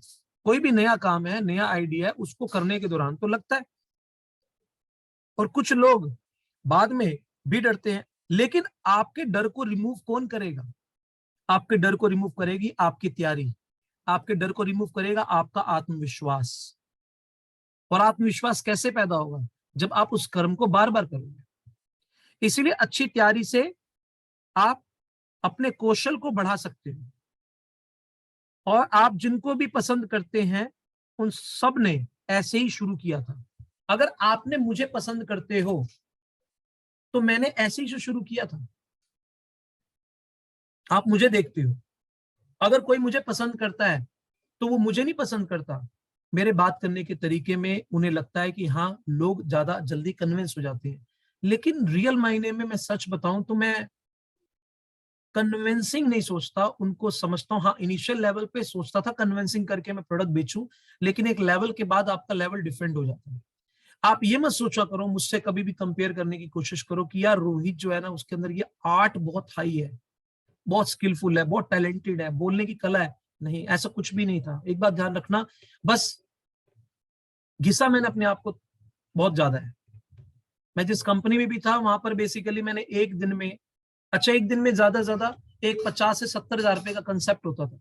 Can you imagine? वहां पर एक दिन में कोई एक या दो या तीन या चार या मैक्सिमम 5 प्रेजेंटेशन, 3-4 प्रेजेंटेशन के बाद उसकी हालत हो जाती थी।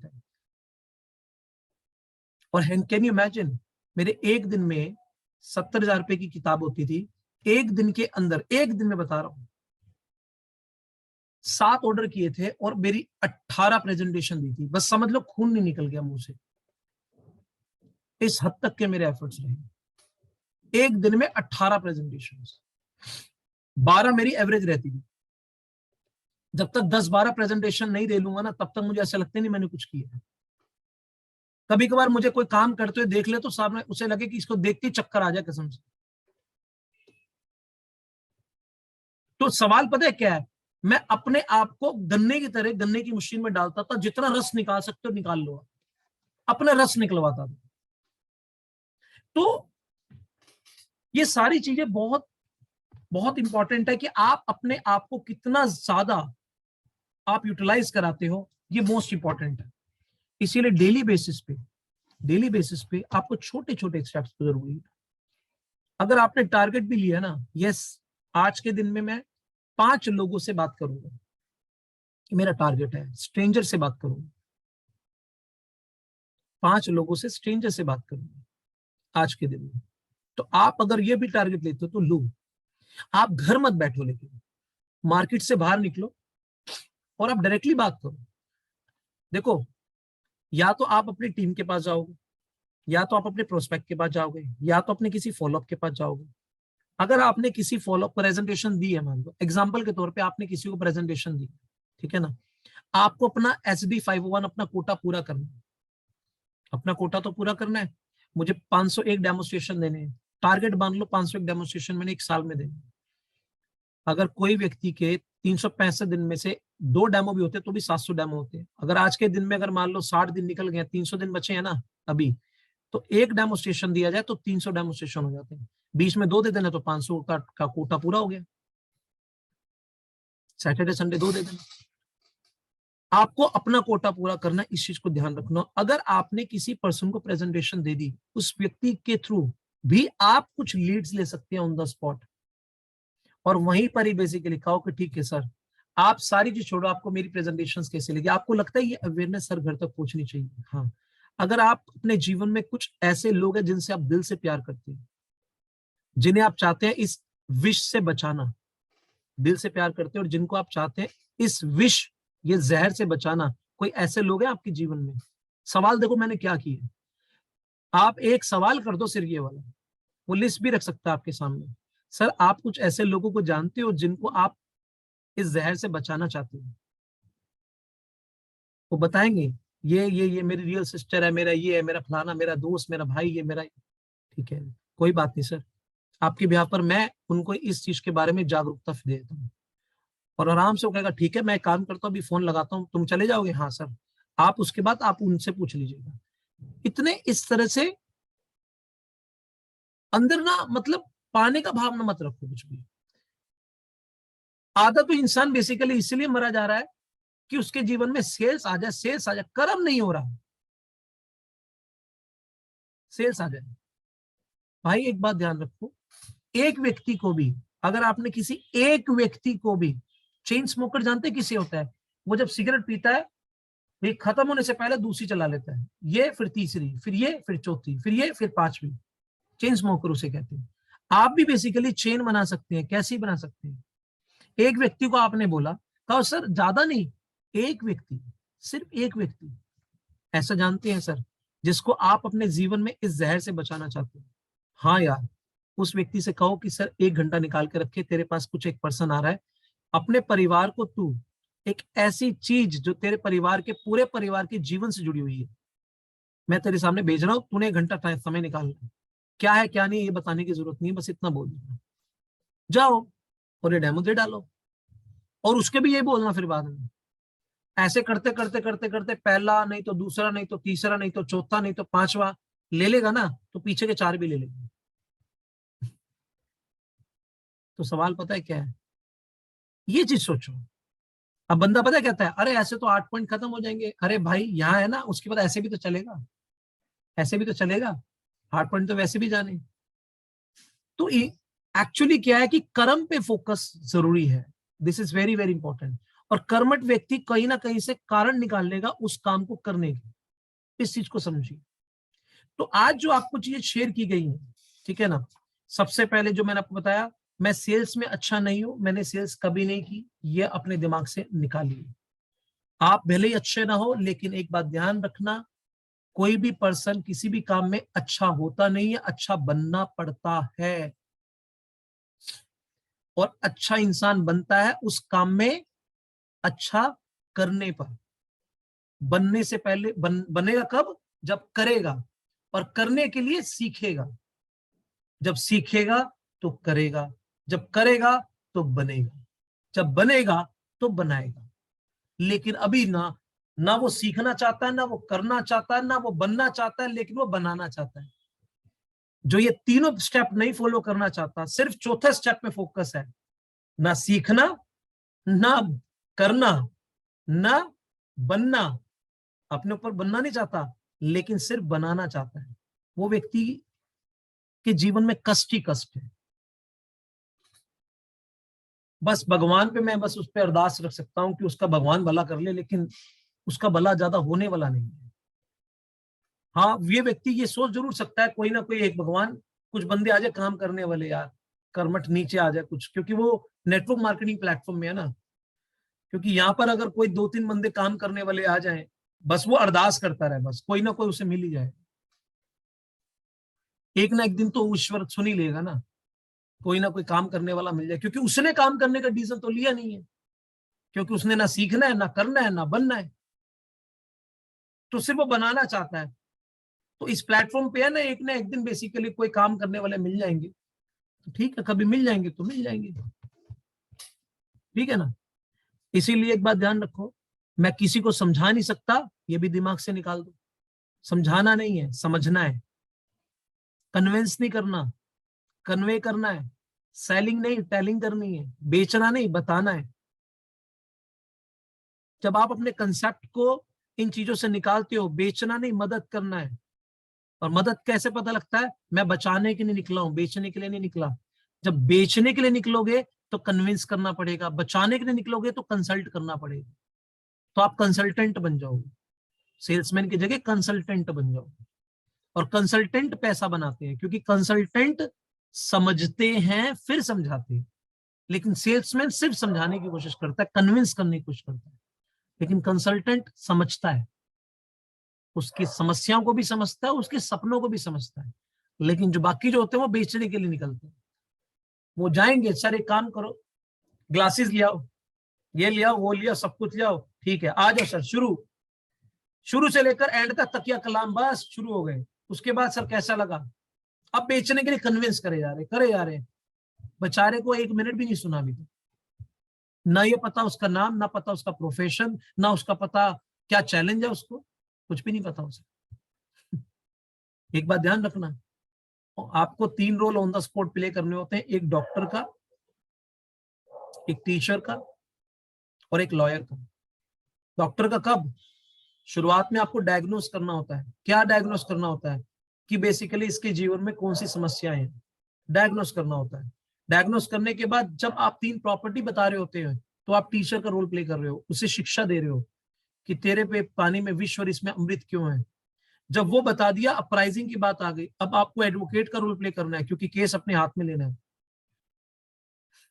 राइट, क्योंकि केस अपने हाथ में लेना है। अब एडवोकेट बनना पड़ेगा। जब केस अपने हाथ में आ जाता है ना, सेल आ गई, उसके बाद फिर बाद में उसको साल में उसके अकाउंट में अच्छा पैसा ट्रांसफर हो, ताकि उसकी बैलेंस शीट अच्छी हो, तब आपको अकाउंटेंट का रोल भी करना होता है, चार्टर्ड अकाउंटेंट। तो इतने सारे मैच्योर्ड ब्रेन आपके अकाउंट आपके पास अपने आप धीरे धीरे डेवलप होने वाले हैं। आप अपने आप में एक नेटवर्कर, अपने आप में डॉक्टर्स भी होता है, टीचर भी होता है, लॉयर भी होता है, चार्टर्ड अकाउंटेंट भी होता है। और एक बात ध्यान रखना, उस सिचुएशन में कभी कभार उसके ब्रेन दिमाग खराब हो जाता है, बहुत सारे उसकी ये ब्रेन की इंटरनल प्रोग्रामिंग खराब हो जाती है, तो उससे फिर बाद में इंजीनियरिंग करनी पड़ती है, तो वो इंजीनियर भी बनता है उस वक्त। वो ह्यूमन इंजीनियर होता है उस वक्त। क्या होता है, वो इंसानी इंजीनियर, मशीनों का इंजीनियर अलग होता है, इंसानी इंजीनियरिंग अलग होता है। तो फिर बाद में वो इंजीनियर का रोल प्ले करता है। तो सोचो, एक नेटवर्कर के अंदर कितने सारे के कलाकार समाये हुए हैं, सोचो। तो आप अपने आप को क्यों हल्के में लेते हो भैया? आप एक नॉर्मल मैन नहीं हो, you are extraordinary personality, such extraordinary personality. और आपका जो प्रोफेशन आपको एक्स्ट्राऑर्डिनरी बना देगा, क्योंकि बहुत सारे डॉक्टर्स आने वाले हैं आपके नेटवर्क में, लॉयर आने वाले हैं, इंजीनियर आने वाले हैं, चार्टर्ड अकाउंटेंट आने वाले हैं। उनसे डील करते हो आपका ब्रेन वैसा होने वाला है, क्योंकि जिससे डील करते हो वैसा आप बन जाते हो। तो you should be feeling so proud. ठीक है ना। तो नेटवर्कर हर चीज नहीं सीख सकता, उनके प्रोफेशन को सीखने की जरूरत नहीं है, उनके गुणों को लेने की जरूरत है। बस गुणों को हमारे जीवन में अमल करो। हर इंसान में गुण अवगुण दोनों होते हैं। जिन चीज को आप गौर करते हो वो आपके शरीर का अंग बन जाते हैं। बस इस चीज को हमने ध्यान रखना है और अपने जीवन में आगे बढ़ना है। सो ये कुछ चीज थी आज की। आई होप टुडे मैं आपको कल इसी टॉपिक से रिलेटेड जो मैंने चैप्टर लेकर आया वो था पर्सनल स्पॉन्सरिंग के रिगार्डिंग। मैंने एक्चुअली कुछ नोट्स, कुछ चीजें मैंने तैयार कर रखी हैं। Definitely tomorrow I will be talking on this method. उसके बाद फिर बाद में आगे फर्दर चीजें जो मैंने तैयार कर रखी है वो आपको मिलने वाली है। So how is the day? अब आपका समय है। आप जो कुछ अपनी फीलिंग शेयर करना चाहते हैं, और आज का चौथा दिन है, और कैसा महसूस कर रहे हैं, कुछ बदलाव आ रहा है आपके जीवन में? सो एनीवन, रेशु हो गया, आप आई थिंक लगातार 2 दिन से 3 दिन से, जिसने लगातार 4 दिन से ज्वाइन करा है वो अपना एक्सपीरियंस जरूर शेयर कर सकता है। रेशु जी, बहुत ज्यादा डिफरेंसेस आ रहे हैं। कुछ डिफरेंसेस आ रहे हैं। कॉन्फिडेंस लेवल इंक्रीज हो गया सामने वाले से बात करने का। अब ये डर ही नहीं लगता कि वो क्या कहेगा क्या नहीं कहेगा। हमें पता है, हमारे पास उसका जवाब है। अब वो कहते हैं ना, हर बंदा मशीन महंगी है, तो उसका प्रॉपर कॉन्फिडेंस है उसको टैकल करने का। बहुत बढ़िया, बहुत बढ़िया, न्यू वेरी गुड, प्रोस्पेक्ट्स बनाने का कॉन्फिडेंस आया। बहुत बढ़िया, मैंने एक बहुत। डिसीजन लिया है, मैं 1 नंबर अपनी मोबाइल लिस्ट में डेली ऐड करूंगा किसी भी स्ट्रेंजर का। क्या बात है, वेरी तो गुड। धीरे धीरे सर यही चेंजेस आ रहे हैं सब, और काफी अच्छा चल रहा है। मतलब लाइक 4 दिन में जो काम करने की स्पीड थी, जो सोच थी समझ थी, वो लगभग डबल हो चुकी। 4 दिन में? सर 4 दिन में मैं फील कर रहा हूँ अपने अंदर। मतलब क्या बात। पहले क्या था, मतलब काम जो था ना वो 4 से 5 घंटे ही हो पा रहा था दिन में। अब सुबह 9 बजे से रात के 11 तक कंटिन्यू होता है। Great great great, wonderful, superb. आप में इतनी प्रोडक्टिविटी एनहेंस हुई। देखो ये एक्चुअली क्या है, ये डिपेंड करता है आपकी खुद के भी एटीट्यूड के ऊपर, क्योंकि कुछ पर्सन बेसिकली इसको अटेंड करने के बाद वो चैन की नींद सोते भी हैं। हो सकता है ऐसे भी लोग हो। ठीक है, तो ये सारा का सारा के सर नींद अपने। उड़ जाती है ऐसे अटेंड है, करने में। चलो बहुत बढ़िया, बहुत बढ़िया, वेरी नींद गुड। उड़ जाती है सर। आपकी एक्टिविटी क्या रहती है फिर? मतलब मुझे बताओ, जो पीडीए मैं बोलता हूँ, प्राइमरी डेली एक्शंस, तो आप मुझे बताओ कि आपकी कल की क्या पीडी थी, पीडीए क्या थी सर प्राइमरी कल डेली? की 1 सेकंड सर मुझे हाँ सर, मैं नोटपैड खोल लेता हूँ अपना, no problem. 1 second sir. Sir सुबह 4:50 पे मैं उठा, फ्रेश हुआ, सबसे पहले सत्संग शुरू किया, फिर 6 AM क्लब ज्वाइन किया, फिर अपनी डेली की डायरी लिखी। उसके बाद मेरे एक न्यू प्रोस्पेक्ट है अमित शर्मा जी, उनके साथ जाकर 3 जगह मैंने बात की और 1-1 लीटर पानी भी दिया। उसके बाद मेरे एक प्रोस्पेक्ट है विपिन भैया, उनकी वाइफ का भी ऑपरेशन हुआ है, उनसे मेरी डील क्लोज ही होने वाली है। मैं अभी उनके घर डेली 5 लीटर पानी दे रहा हूँ, वो दिया। उसके बाद एक सचिन शर्मा जी हैं हमारे यहाँ न्यूज़पेपर में, बुलेटिन में, और आरसीएम का काम कर रहे हैं। 26,000 कॉन्टेक्ट है उनके नंबर में, फोन में। उनकी प्रोस्पेक्टिंग की, 1.5 घंटे का टाइम उन्हें दिया। फिर उन्हीं के एक बंदे हैं जाकिर आलम जी, जो उनके पार्टनर हैं, उनके और प्लस उनके 4 जनों के साथ जो टोटल नेटवर्क करते, पूरा डेमो चला सर 2.5 घंटे। सर फिर मैं घर आ गया, क्योंकि मेरा फास्ट था, वो मैंने ओपन किया, बच्चों को होमवर्क कराया। उसके बाद सर फिर एक जिम वाले भैया है हमारे, उनका प्रोस्पेक्ट चल रहा है, अभी फॉलोअप चल रहा है, वहां फॉलोअप किया। उसके बाद एक मतलब एक सर वो होता है ना जो पैर मोटे मोटे हो जाते हैं, जिसमें वो कौन सा फाइल एरिया करके होती है प्रॉब्लम, एक बंदे को वो प्रॉब्लम थी, उसको समझाया, उसका पानी स्टार्ट कराया तुरंत, और उसको कहा पहले 2-3 दिन पानी एक्सपीरियंस करो, जब डेमो करेंगे तुम्हारे यहाँ, अभी अभी आप मत डेमो लो। उसके बाद रात को 9:30 बजे हम गए, डॉक्टर शहनाज अख्तर हैं, बहुत उनका स्कूल भी है, डॉक्टर भी है, उनका डेमो किया सर, 12 बजे में करा। ये पूरे दिन की मेरी क्रिया प्रभु प्रचरण क्या आपके, बताओ मुझे। है। सर मैं यहाँ पर ये एक, सुने चाहिए आपके। मैं कह रहा हूँ कितना ये अपडेट करा दिया, आज तक जिंदगी में नोटपैड यूज ही नहीं किया, इतना कुछ तो चेंज करा दिया आपने। अच्छा, ये इससे पहले कितने बजे उठा करते थे? 6 AM क्लब से पहले कितने बजे उठते थे 6 AM अपने क्लब जीवन? से पहले तो सर, पहले मतलब पहले तो मैं सर 9-9:30 बजे, और इनाची के आने से पहले तो 11-12 बजे। इसी से पहले 11-12 बजे उठते थे। फिर बाद सर। में 9 साढ़े 9 हो गए, अब बेसिकली 4:40 पे हो चुके हैं। घर वाले कुछ कहते हैं, कुछ बदलाव आ गए आपके अंदर? अच्छा, और कुछ कुछ और ऐसे बदलाव आए जो सत्संग को आप सुन रहे हो, जो सत्संग आप सुन रहे हो उसमें कुछ नेटवर्क की प्रॉब्लम आ रही है? रेशो नेटवर्क में आओ, नेटवर्क में आओ, नेटवर्क प्रॉब्लम आ रही है। रेशो नेटवर्क में आओ, नेटवर्क में। सर बहुत बदलाव है सर, एक सेकंड होल्ड। हाँ सर, आ गया। हेलो सर, क्लियर है आवाज? अब ठीक है। आपको सर मैं जो सत्संग सुन रहे हो, हाँ क्या जी आपको कुछ फील हुआ कि बेसिकली उसके जो मैसेज है, जो अंदर ज्ञान होता है, उसके अंदर जो 20 मिनट का ज्ञान होता है, बाकी 1 घंटे का 20-25 मिनट आधा घंटा जो ज्ञान है, हाँ क्या जी उस ज्ञान ने आपके लाइफ में कुछ ब्रेन के सॉफ्टवेयर में, क्योंकि मैं डाल रहा हूं पता लगे बेसिकली इसको कुछ बदलाव आ रहा है आपकी लाइफ में? कुछ एक्सपीरियंसेस सर। शेयर कर सकते हो? सर उसने तो सर इतना बड़ा बदलाव कर दिया, जो चीज मैं चाह के या किसी को 10-20 लाख रुपए दे के भी नहीं चेंज कर पा रहा था, उस सत्संग ने सर बेसिकली वो चेंज कर दिया मेरे अंदर। मेरे अंदर सर एक मेरे अंदर एक बहुत बड़ी गलत आदत थी, बैड हैबिट थी। सॉरी टू से, यहाँ पे हमारी माता बहनें भी हैं, मुझे गालियां देने की बहुत आदत थी। मतलब अगर मैं कहीं बैठ गया ना 1 घंटे के लिए, तो लोग बाग कभी कभी ये कहते थे यार बहुत गाली दे रहा भाई। और मैं अपनी इस आदत से इतना परेशान था कि मैं घर आके सोचता था ये कैसे छूटे। बट सर आप बिलीव नहीं करोगे, जब मेरा सत्संग का फर्स्ट डे था, तो फर्स्ट डे के अंदर ही मतलब परमात्मा चाह ही रहा था कि नहीं अब इसको छुड़वा दो। फर्स्ट डे के अंदर ही सत्संग में बात आई कि हम जो चीज किसी को देंगे, नेचर हमें 10 टाइम वापस कर देगी। और उन्होंने फर्स्ट बात यही बोली, सपोज दैट आप किसी को गाली दे रहे हैं, वो 10 टाइम वापस आएगी आपके पास। और सर वो पल गाली ही छूट गई। अब अगर खुदा ना खास्ता कहीं बात बात में निकल भी जाते तो सबसे पहले ये परमात्मा क्षमा करना, गलती माफ करना, मुझे रिटर्न मत करना। मतलब इतना बड़ा चेंज जो 10-20 लाख रुपए दे के भी नहीं हो पा रहा था। सबसे बड़ा चेंज सर ये आया मेरी लाइफ में।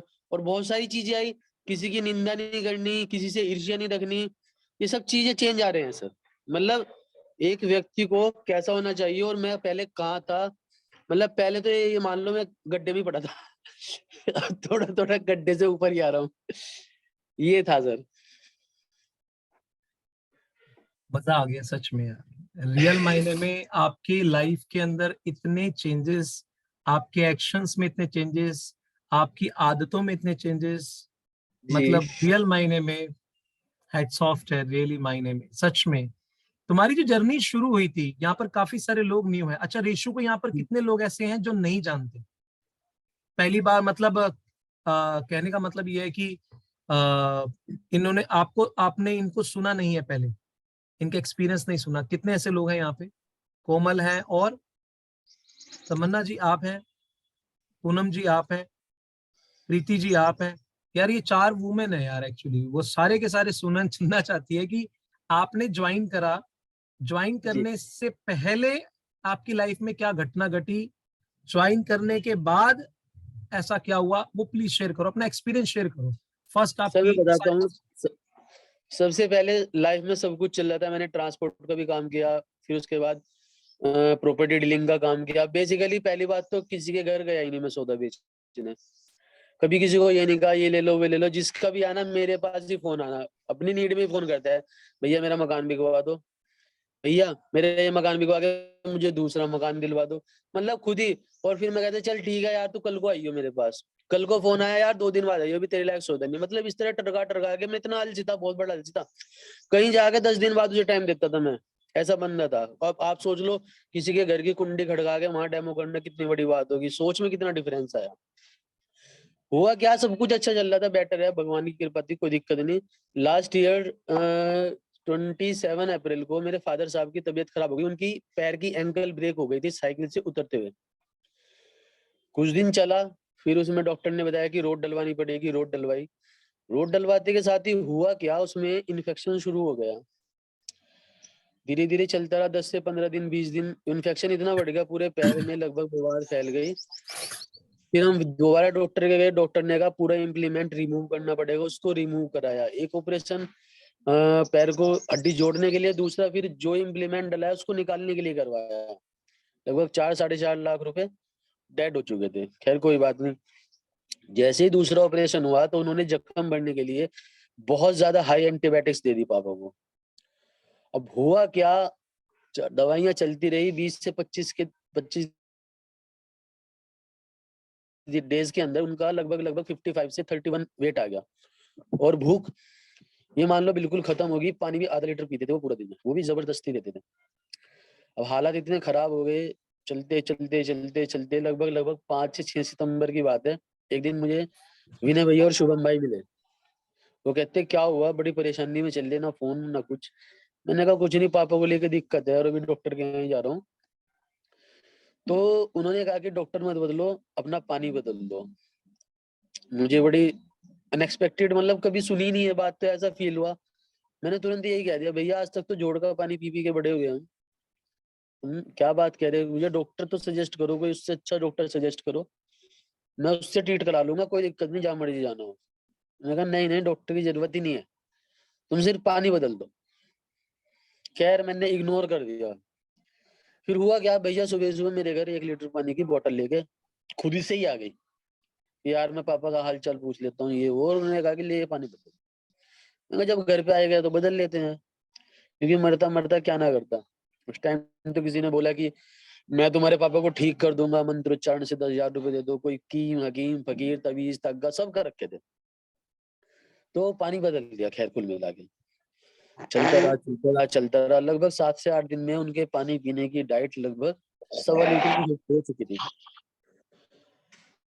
अब उसके बाद क्या हुआ, जब हम एक दिन दोनों डॉक्टर के जा रहे थे, पापा मैं और मेरा छोटा भाई, तो पापा ने कहा कि यार एक बिस्किट का पैकेट पकड़ लो, मुझे थोड़ी भूख लगी है। तो एकदम से क्लिक हुई बात कि यार अभी तक तो पानी भी जबरदस्ती पिला रहे थे, एकदम से भूख कैसे लगी, ये क्या हुआ।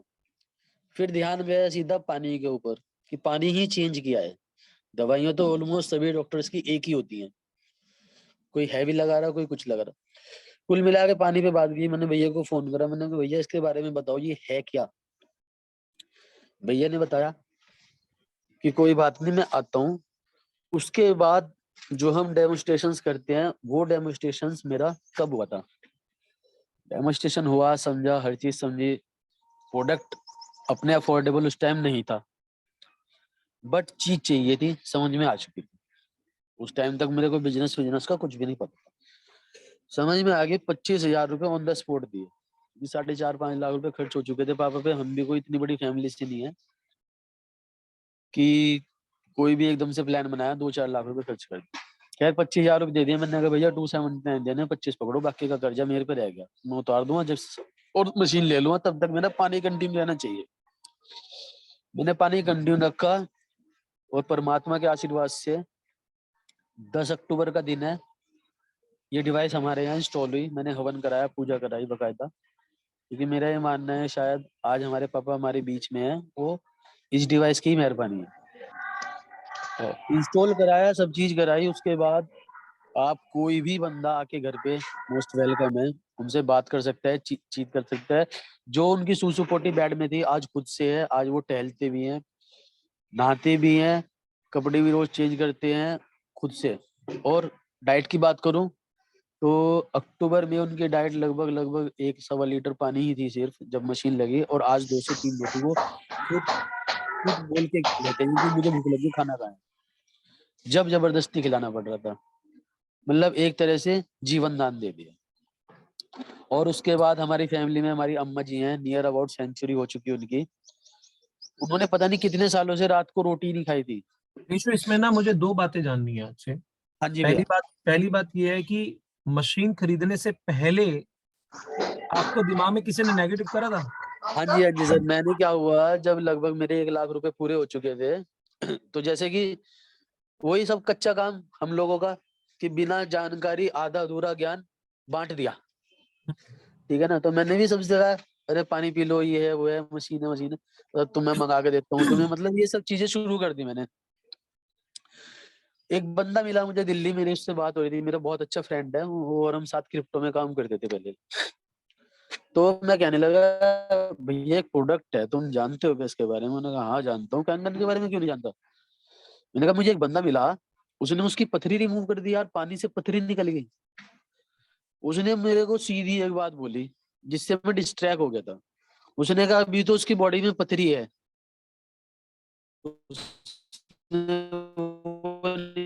नेटवर्क का इशू आ गया, रेशियो नेटवर्क इशू आ रहा है, नेटवर्क इशू आ रहा है। पथरी नहीं होगी तब क्या निकालेगा? नहीं, रेशियो नेटवर्क इशू आ रहा है। रेशु आप वीडियो को सर ऑफ अब कर आ लो रही है बात अपनी। सर? हाँ हाँ सर वीडियो ऑफ अब कर आ रही लो है आप। वॉइस? हाँ वीडियो ऑफ कर लो आप। अब वॉइस आ रही है सर? हाँ वॉइस अब ठीक है। सर हुआ क्या, मैंने कच्चा काम कर दिया। उसने कहा कि जब पथरी निकाल दी इस पानी ने, पथरी को काट दिया, अगर पथरी नहीं होगी तो क्या काटेगा ये? सर मैं उसकी ये बात सुन के बिल्कुल डिस्ट्रैक्ट हो गया। मतलब एक तरह से ना दिमाग में जो एक पिन की तरह लगती है ना बात, वो जाके लगी। मैं कहा यार बात तो इसकी सही है, अगर मेरे शरीर में पथरी नहीं है तो ये किडनी विडनी गुर्दे निकाल देगा, ये तो काट पीट देगा सब मामला। भाई साहब तुरंत विनय भैया को फोन मिला। मैंने कहा एक काम कर, तू फोन रख बहुत जल्दी, मैं फंस गया। मैंने तुरंत विनय भैया को फोन मिलाया, भैया मुझे 1 लाख रुपए चाहिए मेरे वापस, चाहे हो जाए कुछ भी अभी। ये क्या बात होगी भैया, जरूरत है, बात को छोड़ो। मैंने उन्हें बताई नहीं थी ये बात तब तक। कोई बात नहीं भाई साहब, वो भी अब सुबह शाम, अब मैं तो सुबह शाम फोन, भैया क्या हुआ पैसे का, भैया क्या हुआ पैसे का। चलता रहा, 6-7 दिन हो गए। 6-7 दिन बाद उन्होंने ये कहा यार वो रोहित बुला रहा और वो पैसे उसके घर पे जाते मिल जाएंगे, कोई दिक्कत नहीं है। मैंने लगा बताओ कब चलना, कहाँ चलना? यूं कहा द्वारका चलना, गुड़गांव से 11। मैं कहा कोई बात नहीं, माने सर भी हो। भाई साहब सुबह ही सुबह उन्होंने दिया मुझे 11 बजे का टाइम कि 11-12 बजे पहुंचना है। तो भाई साहब 10:30 बजे गाड़ी लगा दी भैया के यहाँ पे। भैया की सोसाइटी में, क्योंकि पैसे मिलने थे, 1 लाख रुपए की बात थी। अब भाई साहब वहां पे हुआ क्या, वहां तो बीओपी सेलेक्ट थी पहले से ही। अब मुझे पता नहीं था इस चीज के बारे में, खैर कोई नहीं, अब आ गए, पैसे तो लेके ही जाने हैं। भैया पहली बार दर्शन हुए रोहित भैया के, हाथ मिलाया और वाकई में मतलब वो हाथ मिलाना, एक दिल से एकदम आवाज आई कि अगर ये हाथ छोड़ दिया तो शायद जीवन में कुछ नया नहीं हो पाएगा। मतलब ऑटोमेटिक आवाज आई भैया का, और ही ऐसा था। तो देखते ही मैं ऐसा हो गया, मैंने कहा नहीं भाई, इनके साथ काम जरूर करना है, चाहे नुकसान हो जाए और भी।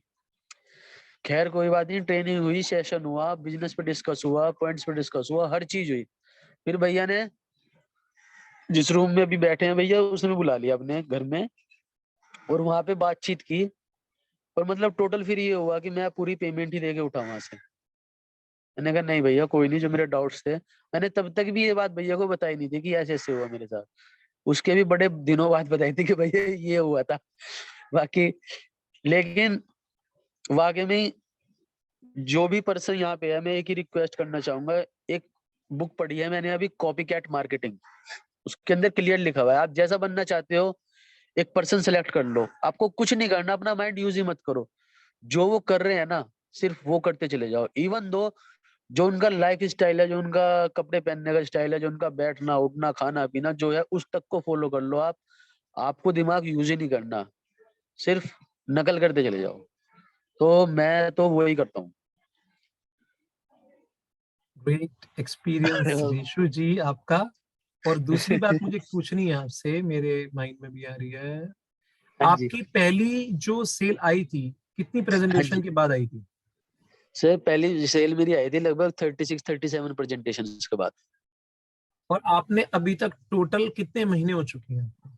सर मेरा 15 नवंबर से शुरू हुआ था, Okay, लगभग दिसंबर जनवरी फरवरी लगभग लगभग 4 महीने मान लो, लगभग लगभग पौने 4 चार महीने, महीने 4.25 महीने, यानी कि अभी 3.5 महीने हुए हैं, क्योंकि 15 नवंबर आई नहीं है, ठीक है ना। हाँ जी साढ़े हाँ जी तीन हाँ जी। महीने हो चुके हैं। 3.5 महीने में टोटल नंबर ऑफ प्रेजेंटेशन कितनी दी जा चुकी है?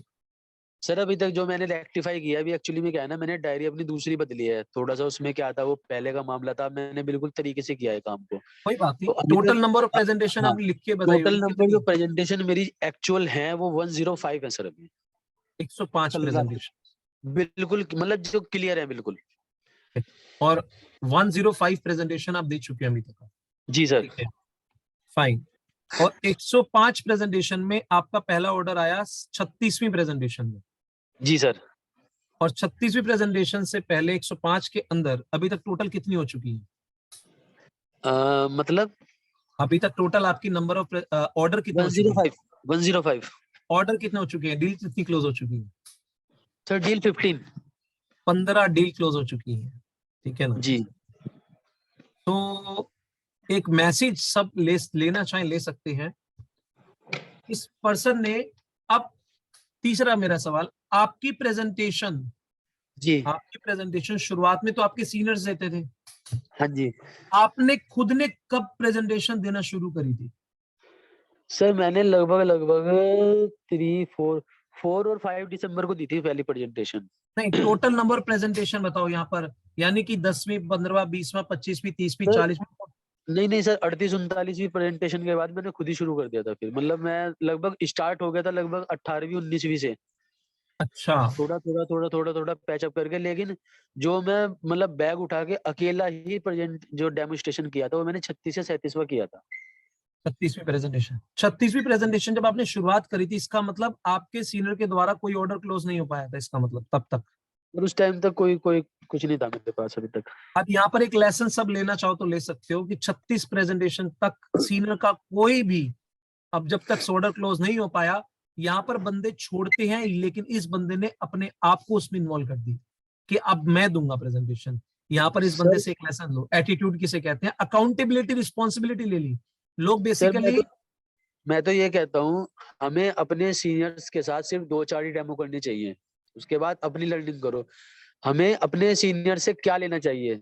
सिर्फ 6 AM क्लब। कहीं हम फंस गए मोटा, जैसे कि अभी एक पर्सन ने पूछ लिया, यार ये तो सब सही है, टाइटेनियम है, प्लेटिनम है, लेकिन इस पे जो प्लेटिनम चढ़ा हुआ है ये कितने माइक्रोन का है? अब फंस गए गड्ढे में, नहीं बता पाएंगे कहीं से कहीं तक भी। तब सर अपने सीनियर को वहां वीडियो कॉल करो और बात करवा दो। आपने जब बात करी थी, फिर बाद में आपने क्या बता दिया था उन्हें? सर मैंने ये बताया था, इट्स ए टेक्निकल पॉइंट्स, ये कंपनी शेयर नहीं करेगी, ये उसकी मोनोपोली है। बात बट है। जितना इसको प्लेटिनम चाहिए उतना प्लेटिनम इस पे है, 97.65% ग्रेड का प्लेटिनम इस पे चढ़ा हुआ है। मैंने ये बात बताई थी उसको। क्या बात वो है। बंदे, वो सुन के पागल सही हो गया, ये क्या बता रहा भाई? मैंने कहा जो बता रहा है एक्चुअल बता रहा है, आई कैन प्रूव इट, उसमें क्या है, मशीन खोल के दिखा दूंगा आपको। मतलब कॉन्फिडेंस ऐसा कर दो कि पागल कर दो। फिर मैं मशीन ला रहा घर से उठा के भी खोल के दिखा देता हूँ आपको। बुलाओ प्लेटिनम टेस्ट करने वाले को। और कहाँ से बुलाएगा वो प्लेटिनम टेस्ट करने वाले को? सोना तो टेस्ट नहीं होता बाजार में। साला जो है 70% वाले तो 92% में बिक रहे हैं। कॉन्फिडेंस लेवल देख रहे हो आप सारे के सारे? और वो एक कॉन्फिडेंस डॉक्टर है, है। ऑर्थो डॉक्टर है, हमारे शहर के बहुत जबरदस्त डॉक्टर हैं ऑर्थो, डॉक्टर मंजू परवीन। अच्छा, आपको पता है भैया, हमारी 16 तारीख की मीटिंग में जिन्होंने ओआरपी के बारे में मैडम ने क्वेश्चन करा था डॉक्टर साहब ने, अच्छा, उनके हस्बैंड थे वो। ओके, उनकी अलग से डेमोस्ट्रेशन हुई। ओके, ओके, ओके, दैट्स उन्होंने ग्रेट, पूछा था दैट्स सवाल। बहुत बढ़िया, बहुत बढ़िया। चलो, बहुत अच्छा लगा। आज एक पर्सन का हमने एक्सपीरियंस लिया, ऐसे अगले दिन नेक्स्ट डे हर एक बारी एक एक पर्सन का मैं एक्सपीरियंस लूंगा, ठीक है ना? आई होप कि, अच्छा, आपकी क्वालिफिकेशन क्या रेशु? Sir high school. ओ तेरा भला, हाई स्कूल इतना पढ़ गए आप? तो यानी कि यहाँ पर कोई, इनके पास कोई डिग्री नहीं है, कोई सर्टिफिकेट नहीं है, कोई पढ़ाई लिखाई नहीं है, लेकिन आप यहाँ देख सकते हो कि इस पर्सन का एटीट्यूड ही एक सबसे बड़ी डिग्री है। कॉन्फिडेंस इसकी सबसे बड़ी डिग्री है। लर्निंग का एटीट्यूड, डिसिप्लिन, सीखने का एटीट्यूड, हर बंदे में अच्छा देखने का एटीट्यूड, ये इसकी डिग्री है, ठीक है ना? क्या बोला? और एक बात और बताना चाहूंगा, चाहे रात के 11:30 बजे 12 बजे, मुझसे पता है कितना समय लेता है सर प्रेजेंटेशन फिनिश होने के बाद? रोहित जी, सिर्फ 5 मिनट चाहिए, वीडियो कॉल करके बस एक बार आप सर अपना एक्सपीरियंस शेयर करवा। मुझे मुश्किल से 10-15 प्रेजेंटेशन शायद इसने ऐसा किया होगा, मुझे जहां तक ध्यान नहीं है, ठीक है ना? और उसके बाद रोहित जी, और इसका फोन है 11:30 बजे भी आ जाएगा, 12 बजे भी कभी कभी आता है, प्रेजेंटेशन दे रहा होता है, कहता है रोहित जी आपकी बात करवानी है वीडियो कॉलिंग पे। फिर बाद में मैं उस स्टेज पे आता हूँ और मैं बात करता हूँ, और कह रहा है बस आपका 5 मिनट मेरे 50 मिनट के बराबर हो गया, अब सब कुछ हो गया, अब मैं सब कुछ कर दूंगा, आपका बस ब्लेसिंग चाहिए थी लास्ट में। देख रहे हैं कि कितना मतलब आदर भाव, देख रहे हैं, ग्रेटिट्यूड। गोवा गया, वहां पर बेसिकली सर डायरेक्टली बात करा दी, जूम का लिंक बनाकर, रोहित जी बस 5 मिनट के लिए आप आ जाओ, बस और कुछ नहीं चाहिए। कहते हैं कि मुझे आपको यूटिलाइज नहीं करना, आपका एक्सपीरियंस को यूटिलाइज करना है। सर मैं गोवा के बारे में बताऊंगा आपको, छोटा सा एक्सपीरियंस ये भी याद ही आ गया। चलो कोई नहीं, 5 मिनट और लूंगा बस, ज्यादा नहीं। 2 हम सर मिनट। गोवा पहुंचते हैं। हमारे पास सर एक सिंगल इस्पात है वहाँ पे, आई थिंक जो इस्पात से होगा वो जानते ही होगा उनको, मिस्टर विजेंद्र सिंगला जी, सोनीपत से हैं बेसिकली, अभी वहां शिफ्ट हो गए। लगभग 7-8 हजार करोड़ की पार्टी है। तो उनके जो अकाउंटेंट्स हैं वो मेरे क्लासमेट थे, मिस्टर दीपांशु गर्ग। मैं उनके थ्रू वहां पे गया था। उन्होंने मीटिंग फिक्स की हुई थी सुबह 9 से 9:30 का आपका टाइम।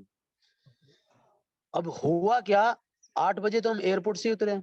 यार होटल जाएं कहाँ जाएं क्या नहीं, मैंने कहा एक काम करो लोकेशन भेजो, हम सीधे वहीं पहुंच गए। सारी मशीन हमारे साथ, बैग हमारे साथ, लैपटॉप किट वगैरह सब उठा के उनके घर के बाहर रख दी। देखा क्या भैया, ये तो ऐसा बंगला बन रहा है जैसे साउथ की पिक्चरों में, बड़े बड़े नया बड़े जो।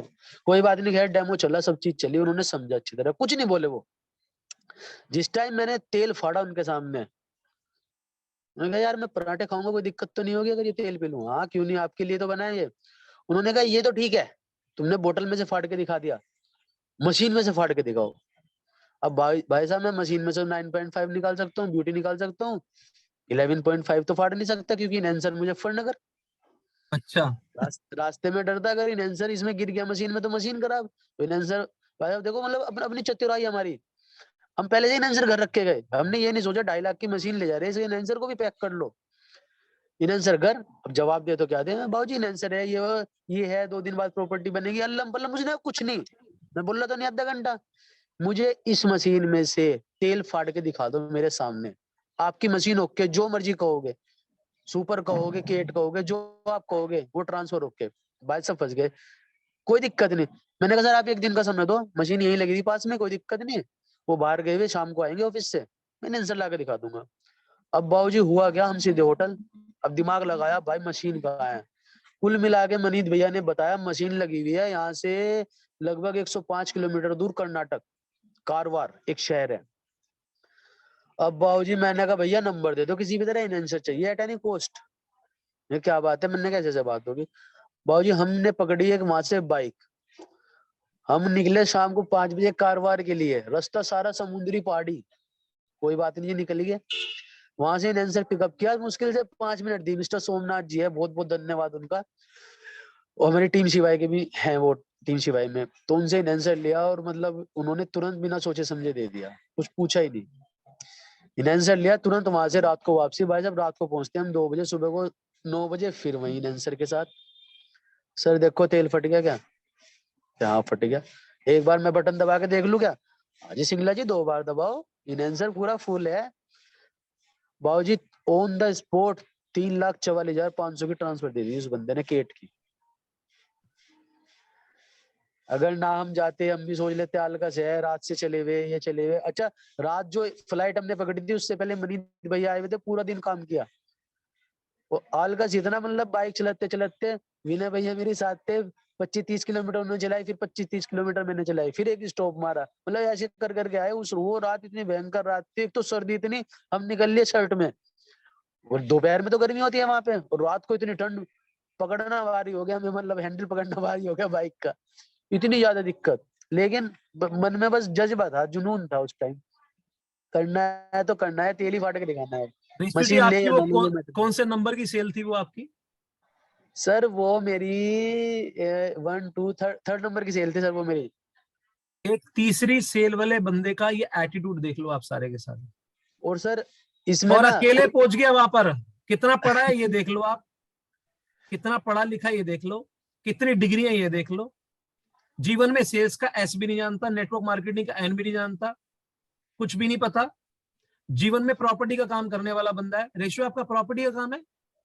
जी सर प्रॉपर्टी डीलिंग का। प्रॉपर्टी का काम करने वाला बंदा आज तक किसी के दरवाजे पे नहीं गया, लेकिन अपने एटीट्यूड के कारण देख लो कहां तक पहुंच गया। तीसरी सेल में देख रहा हूं एटीट्यूड। और सर सबसे बड़ी बात, यहाँ कोई कहता है ना कि सपने पूरे होते हैं, लेकिन मेरे हुए हैं। मैं हाई स्कूल तक ही पढ़ा हूँ, कॉमर्स साइड थी वहां पे उस टाइम। जब बैंक रिकंसिलिएशंस और ये बैलेंस शीट वाले क्वेश्चंस आते थे, तो मेरा भी एक, मतलब उस टाइम मेरा एक ड्रीम बना था, यार मैं भी कभी अपनी बैलेंस शीट बनाऊंगा, कभी टीडीएस कट के मेरे अकाउंट में पैसा आएगा क्या। मतलब मैं सोचता था कि कभी आना चाहिए, मैं ऐसा काम करूंगा। वक्त गुजरता गया, मैं चलता गया, धीरे धीरे आगे बढ़ता चला गया, पैसा आया, बहुत आया, बट कभी टीडीएस कट के नहीं आया। लेकिन जो वो सेल हुई उसका पैसा आया सर, देखो प्रकृति कितनी स्ट्रांग है, मतलब वो क्या सोच के रखती है। सर 14 दिसंबर को मेरा बर्थडे 2022 में, और 14 दिसंबर को दिन में लगभग 12 से 1 बजे के बीच में डायरेक्ट 3 मशीन का पैसा आया।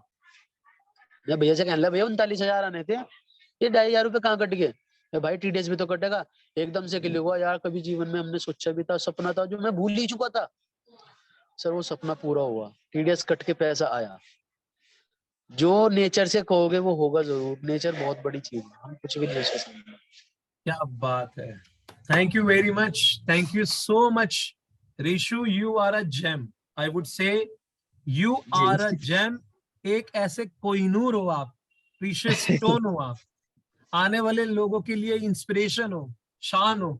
आने वाले समय में लोग आपके साथ आपके ऑटोग्राफ लेने वाले हैं, ये बता रहा हूं मैं आपको। आज कोरे कागज पे लिख लो, आपका ये एटीट्यूड काबिले तारीफ है रियली में। आपकी जितनी भी टीम 15 के 15 लोग, they all are so so so grateful कि उन्हें आप जैसा लीडर मिला है। और मैं बहुत खुशकिस्मत हूं कि you are the part of my team और रियली। सर हमारी तो जो भी टीम में है ना, अभी 6am में है, मोहम्मद महराज जी हैं, अपने लेवल पे इतनी जबरदस्त मेहनत कर रहे हैं। सुल्तान जी हैं, शामली से मनीष टांग है, और एक जो हमारी वीडियो अभी आजकल बहुत ज्यादा वायरल हो रही है, जो वो है ना गांव वाली जहाँ पे मशीन लगाई है, अमित पाल जी, सर वो भी सब इस 6am क्लब में आ रहे हैं। क्या बात है, क्या बात है। आपके खुद बेसिकली 15 लोगों की टीम है और 6 बंदे आप ही के बैठे हुए हैं। Oh my goodness, heads of है यार, रियली हेड्स ऑफ है। मतलब आप 3A लेवल पे जो आप रिस्पॉन्सिबिलिटी ले रहे हैं ना अपनी टीम की, मतलब मेरे पास वर्ड्स नहीं है, I don't have the words. क्योंकि बहुत सारे लोग जो 3A है खुद हैं, 4A हैं, 5A हैं, कोई भी लेवल कैरी कर रहे हैं, बट चलो रियली में हेड्स ऑफ है यार, बहुत बहुत। थैंक यू भैया। ठीक है ना। So thank you to all of you, thank you very much. देखिए ये यहाँ से क्या चीज मिल रही है, यहाँ से आप सबको जो पार्ट बना हुआ है उन्हें क्या मिल रहा है, वो प्राइसलेस, वो हीरे मोती मिल रहे हैं। बट ये मतलब वो है ना, मतलब क्या कहते हैं, जितने हीरे मोती चाहिए ले लो बस, वो सब मिल गए हैं। चलिए कल मिलते हैं फिर दोबारा 6 AM में with such a wonderful topic. Reshu आप अपनी टीम के साथ में, you are most welcome to come at my home, will be having a भैया मैं लंच। पक्का आऊंगा भैया। ठीक है ना, आप आओ अपनी टीम के साथ में आओ, और उनको भी लेकर आओ जो बेसिकली कुछ प्रोस्पेक्ट्स जो अटके हुए हैं। ठीक है ना, सारी हाँ की जी, हाँ सारी जी। टीम, आपकी सारी team, they all are most welcome, will be having a lunch together, right. ठीक है। ये आप अपनी ओके, टीम को लेकर आओ, ठीक है, ओके। Thank you. ओके।